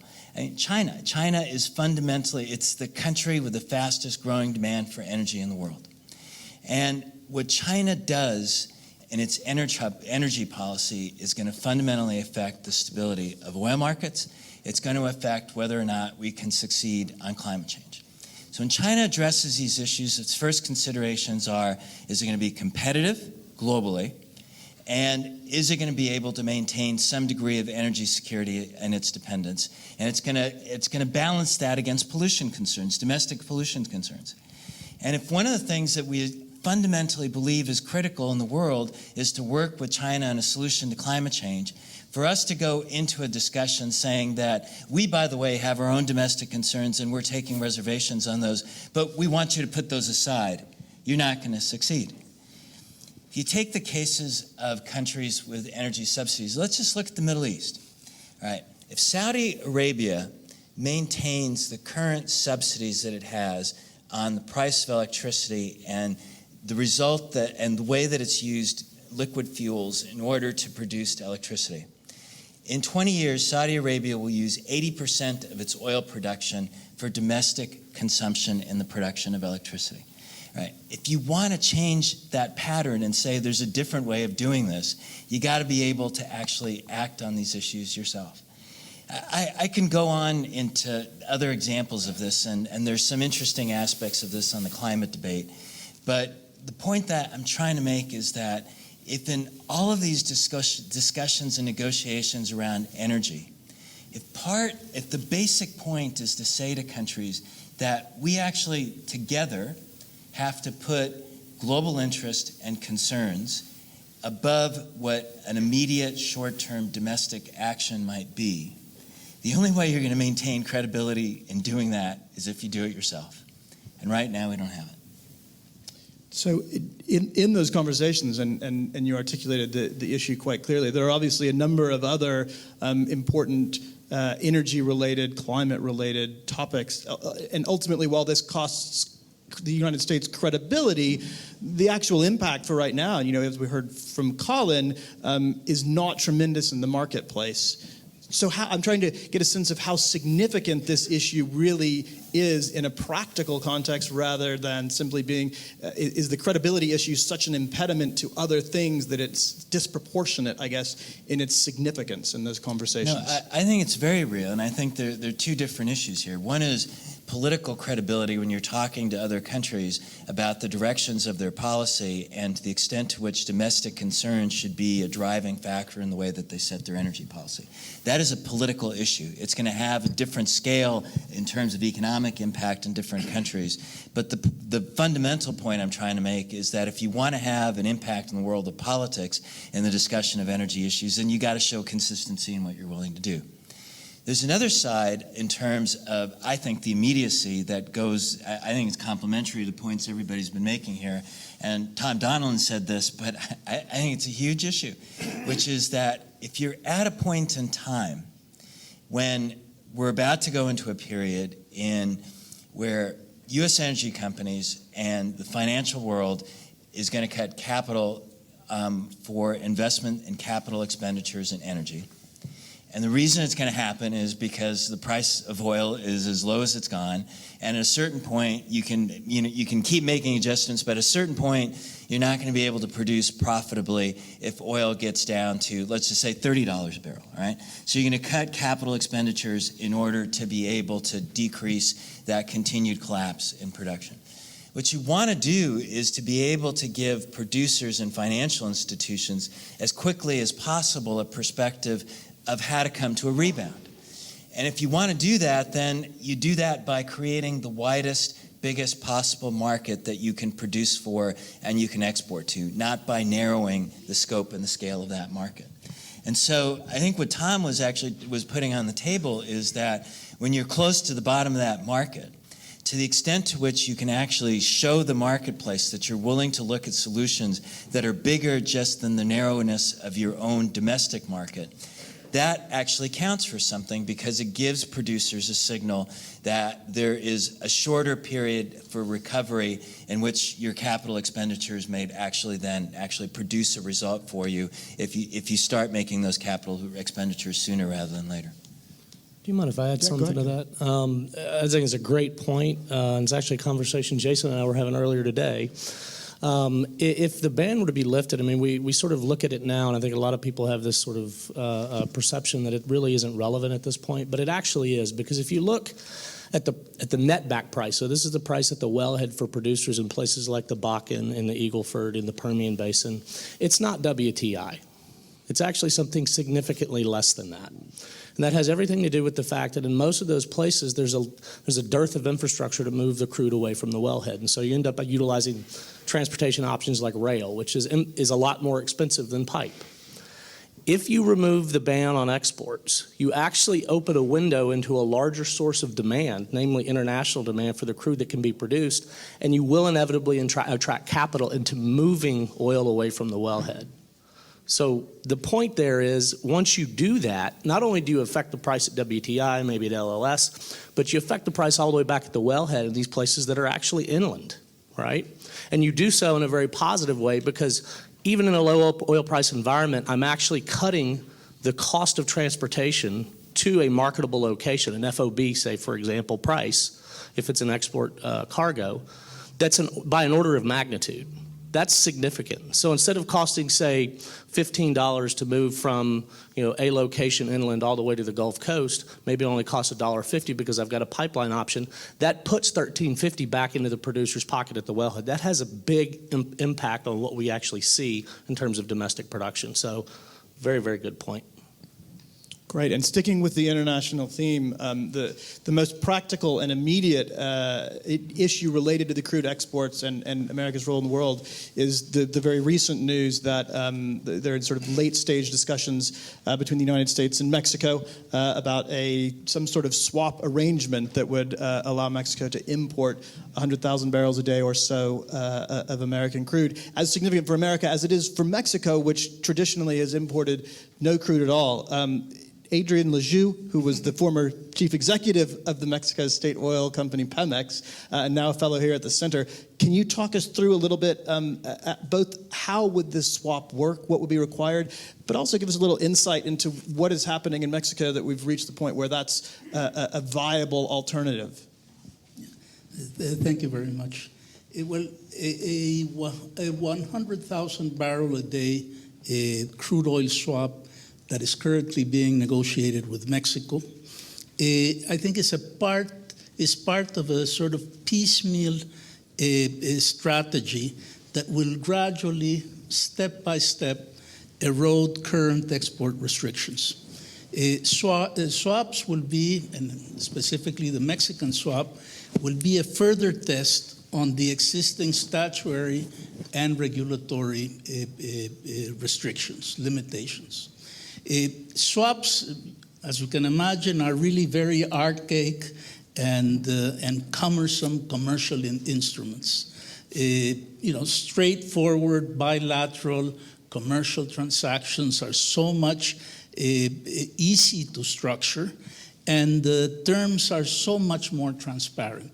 It's clearly an enormous advantage, but of course, in today's environment, we are also responding to political pressures and to political restrictions that can more easily be accommodated through this sort of fiction of a swap. Now, maybe what I can say today is try to tell you a bit more about what is the rationale from a Mexican perspective of entering into a swap deal with the U.S. At this time, Mexico is putting in place a very aggressive natural gas strategy, a real gasification of most of the country, and this is taking place through the expansion, a very significant expansion of the pipeline grid of the country. Now, once the natural gas comes in, it's already been happening, is displacing fuel oil and substituting fuel oil with natural gas. And this has really created a glut of fuel oil in Mexico. The way in which it was initially solved was increasing exports of the fuel oil. But the international market for fuel oil, for heavy, high sulfur fuel oil, has also shrunk dramatically because of new specs regarding, among other things, bunker fuels throughout the world. And in those terms, we are now facing a big surplus of fuel oil, both in the domestic market and internationally, and so you have to sell the fuel oil at a very low price. Now, in Mexico, you have a number of refineries, 3 of them, that are the ones that are producing most of this fuel oil. In the short term, the way in which you can resolve part of the problem is by making the feed into the refinery lighter. And the way you do that is by bringing in both condensates and very light crude oil, which is what the U.S. is in surplus. Now, one possible source of very light crude is, of course, the U.S. Another is Mexico itself, or it can also come from West Africa and North Africa. So I think how we have to appraise the swap transactions is on the merits, the strict economic conditions of that transaction. And that implies looking at what prices will be, you will have, for example, at Corpus Christi for this crude oil, or alternatively, and also what is the cost of the transport to Mexico. All of these, I think, will be what will be determining, the actual transaction. Having said that, I think this is very important. It certainly is for Mexico in the sense that it's the first time that we will be importing crude oil since the first half of the 1970s. And also for the U.S., I think it's a relatively simple form of relaxing some of the restrictions that you have in place today. Great, thanks. I want to come back to you for a second, Jason. I wasn't going to ask you, but since you asked Mr. Donilon the question, I'm going to put you on the spot. You gave a range of options at the end of the presentation.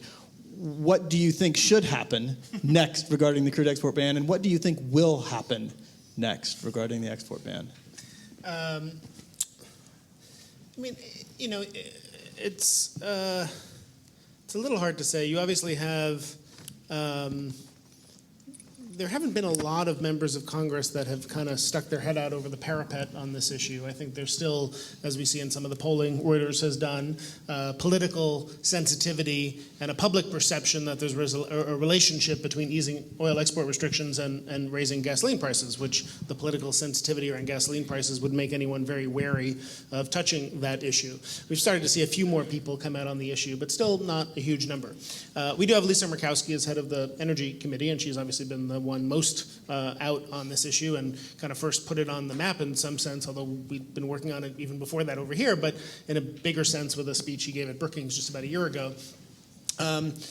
So, I'm sure there'll be hearings, there'll be some attention to it, but it's unclear how much congressional action will really, move forward on this, given how challenging the environment is to do much of anything in Congress these days. So then the question is what the administration might do on this, and I think that there's a lot of, I don't know the answer to that. I mean, I think my sense is that they might not have moved forward with the commerce FAQs if there was some bigger, broader policy change or national interest determination kind of, in the works in the near term. So I think my sense is the commerce FAQs were put out to give clarity and guidance to some extent. There's still uncertainty there about what was allowable and the questions about whether other people who reportedly had classification rulings pending, could we also export lightly processed condensate? Again, I think the intention there, it seems, was to say people should go ahead and think with some certainty that they can do that. In fact, maybe you don't even need to ask permission from Commerce because you don't need that for exporting gasoline. Then we saw some comments from John Podesta shortly after that saying a combination of what Commerce has done plus other avenues in the existing rules like swaps to Mexico, plus the changing market condition, which raises this question about how urgent, an issue this is going to be for the market, means that maybe enough has been done for now.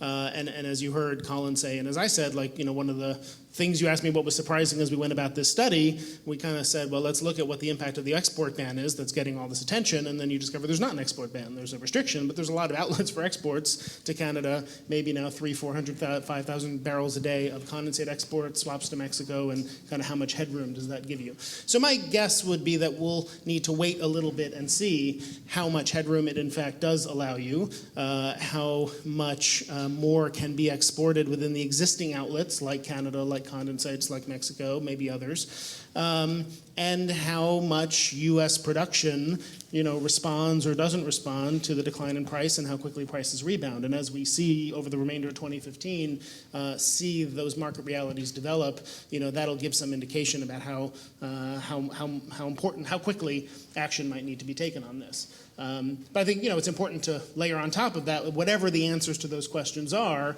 You heard Carlos, you heard Tom and others. Sometimes we do forget that whatever the answers to those questions are, there are these broader diplomatic, foreign policy, geopolitical kind of issues that exist regardless of what the market impact might be, and those are important to keep in mind.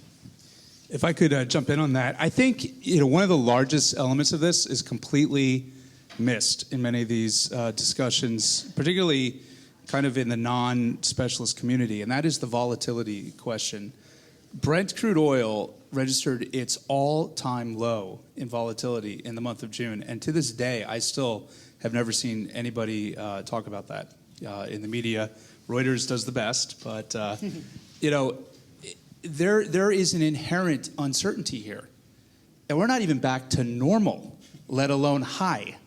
And the trick is you have to think in proportionalities. If the marginal cost is at 60 or 70 or 90, and it's definitely non-stationary right now, it's in movement again. Whatever number you pick, it's not 20. Therefore, for any thinking in terms of dollars per barrel, you have to recalibrate for this higher level. And in a similar way, if you think of the United States as an exporter of crude oil, which it already is, and you think of it as having a 1% share, which it does, and you think of the compound growth that comes from increased trade because nobody else in the world is growing production right now, except for the United States. Essentially, all of the production comes out of North America. And we'll see if Canada is able to sustain production at these prices. I doubt it. Then it is incumbent upon the analysis to answer the question, what volatility do you anticipate 6 months from now, 12 months from now, 18 months from now? Because it's a dynamic system and the lower prices will spur demand. And another key point is demand isn't falling. Demand growth slowed. Maybe in certain fractions, such as gasoline in the United States, you see an outright decline. But human civilization is demanding more and more petroleum. Reasonable people can debate whether that's a good thing or whether there are other alternatives or whether you would like to have this as opposed to that. But unless we can answer the question of what are we going to replace the Canadian oil sands supply growth with if price knocks them out, you may have difficulty taking a jet ride in the year 2022, regardless of what investment there is in refining capacity. You won't have the feedstock. Colin, you mentioned there's something I wanted to touch back on all the way back to the report, because one of the segments was about the environmental impact and the question of whether it is a good thing to be continuously consuming more and more hydrocarbons, or at least those with higher carbon content. And Trevor, I wanted to come back to you and say, when you looked at this and you clearly modeled out the various impacts, did you also look at policy solutions to it, and do they need to be bundled together? Could this be addressed together with other related policy measures to offset what is really one of the few, significant downsides, or perhaps the only downside that you identified from removing or relaxing this ban, and is certainly one of the largest objections, I guess, in the public sphere? So, there's two significant downsides. One is refiner profitability. Right. And then the second is what likely would be a net increase in global CO2 emissions. To the extent that you think it matters for U.S. production or global gasoline prices, by extension, it will also matter in terms of global oil consumption and oil-related CO2 emissions. And now, if we had a comprehensive framework for addressing climate change in this country, if we had a price on carbon, right, then the market would reduce emissions where it's most cost effective to do so. So it might be worthwhile. We might prefer, as an economy as a whole, reducing emissions from coal-fired power plants and continuing to burn gasoline in our cars. It's more useful. Those emissions are more economically useful, right? In the absence of that framework, we have, and this comes to a point that Jason raised for Tom around Keystone. In the absence of that comprehensive framework, we fight these battles infrastructure asset by infrastructure asset, trade policy decision by trade policy decision, because if you were concerned about U.S. CO2 emissions, and you're looking for anything that might increase those emissions, and you're playing whack-a-mole, right? And so I think there is deep anxiety in not just the environmental community, but more broadly, I think, about what the oil and gas renaissance in the U.S. means for our long-term climate objectives. Now, I'm of the view that we can have our cake and eat it too, that it is possible to support domestic oil and gas production and meet our long-term climate objectives at the same time. But that actually requires policy action, right? And it requires, for industry, going beyond just saying, these are things that are bad ideas. Like, it's a bad idea to reduce emissions through export restrictions. You actually have to be for something, right? What is the alternative way to reduce emissions that you think is more economically feasible? And there's a large menu of options, right? And I think in the same vein as I think the best way to address this would be through legislation, I think that the most politically sustainable approach to this would be legislation that combined modification of current export restrictions with cost-effective efforts to reduce emissions in other parts of the economy so that we could be confident that this is going to be a net win for the climate as well as a net win for the economy. And there's a huge menu of options that we could choose from should Congress decide to go that route. I think it's I think it's a really important issue because this is not like a tree hugger issue, like climate change issue. This is also, I think, in the best interest of producers. So if we're trying to reach a view that easing export restrictions may be supportive of U.S. oil production, and that could be a good thing geopolitically, it could be a good thing economically. But as Trevor said, there's a lot of unease and questions. We talk about it in the course that I teach. Are those two things consistent? Can we support increased domestic oil and gas production because it brings economic and geopolitical benefits while making progress toward meaningful achievements on climate change that understandably are going to take time, so we don't turn the oil and gas system off overnight? That wouldn't be economically quite harmful and damaging. But that we're not going to do one and say it's going to be okay because we're going to do the other, but not really do the other. And I think to maintain that broad political support for continuing to move forward and increase domestic energy production, it's going to be important that all sides of this debate show we're not only achieving the increase in domestic production, we're also doing the other part. And we actually are taking policies that over time will help us meet our climate goals. And so that's why we try to say, restricting exports and trade is probably a costly way and not the smartest way to get those benefits, but there are much cheaper things you can do around methane, around power plant rules and others. And I think it is smart for everyone, including the industry, to come out and say, yeah, those things make sense. One thing, fundamentally, this is a trade policy issue, so I'll put on my international trade hat, right? Why do economists generally support open and free trade? It's because when you have open and free trade, you actually allow capital to flow efficiently to its most productive use. So if you have open and free trade, this is beyond just the oil export issue. It's also the unnamed pipeline issue, right? Keystone is part of international trade. So if you actually remove barriers to allowing capital to flow to its most productive and efficient use, you actually will result in a lower energy intensity associated with the consumption of those fuels. Because guess what? Just because we decide not to do something doesn't mean somebody else won't. So if you put up barriers, you actually run the risk of having long-term knock-on effects that make a situation worse than it otherwise would be.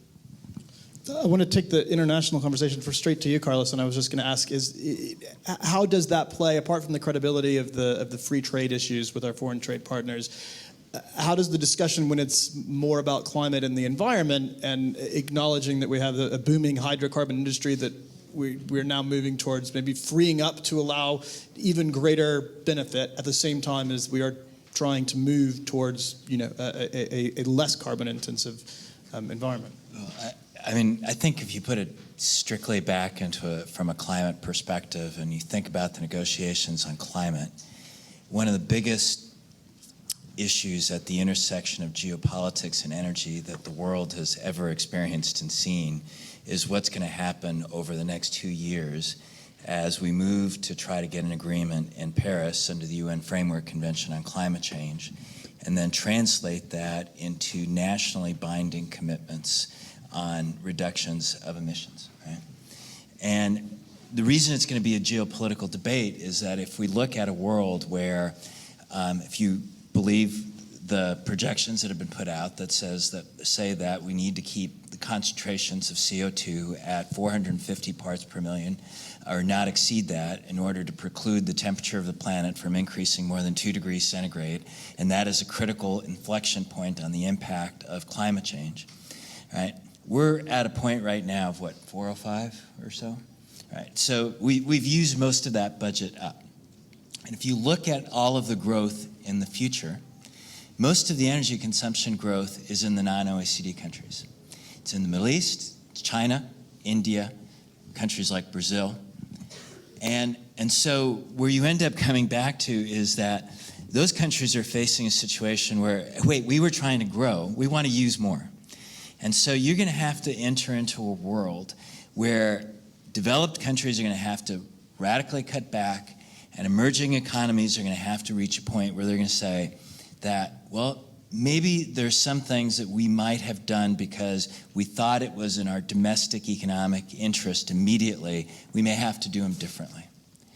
And I keep coming back to this point on oil exports, because if we, as the richest country in the world, at a point in time when we have this period of energy abundance, if we cannot come to the point of saying, we're going to listen to markets and we're going to play in that market and compete in that market, our ability to engage with credibility on what is going to be the toughest, most extreme international economic and energy debate of the world is going to be compromised, and we have to take that seriously. And I think that about sums up a lot of the discussion, and I think we are out of time. But is that right, Jason? Yeah, 1 more minute, so you can wrap up in 1 minute. I think I can probably wrap up in less than 1 minute just by thanking everyone for coming out and for participating in this, which was exciting, very, very interesting. Thanks again to Jason for having me moderate and for presenting. And of course to Mr. Donilon. And I hope you've all enjoyed it. And we'll look forward to seeing what unfurls in Washington for the rest of this year. Thank you. Thank you very much.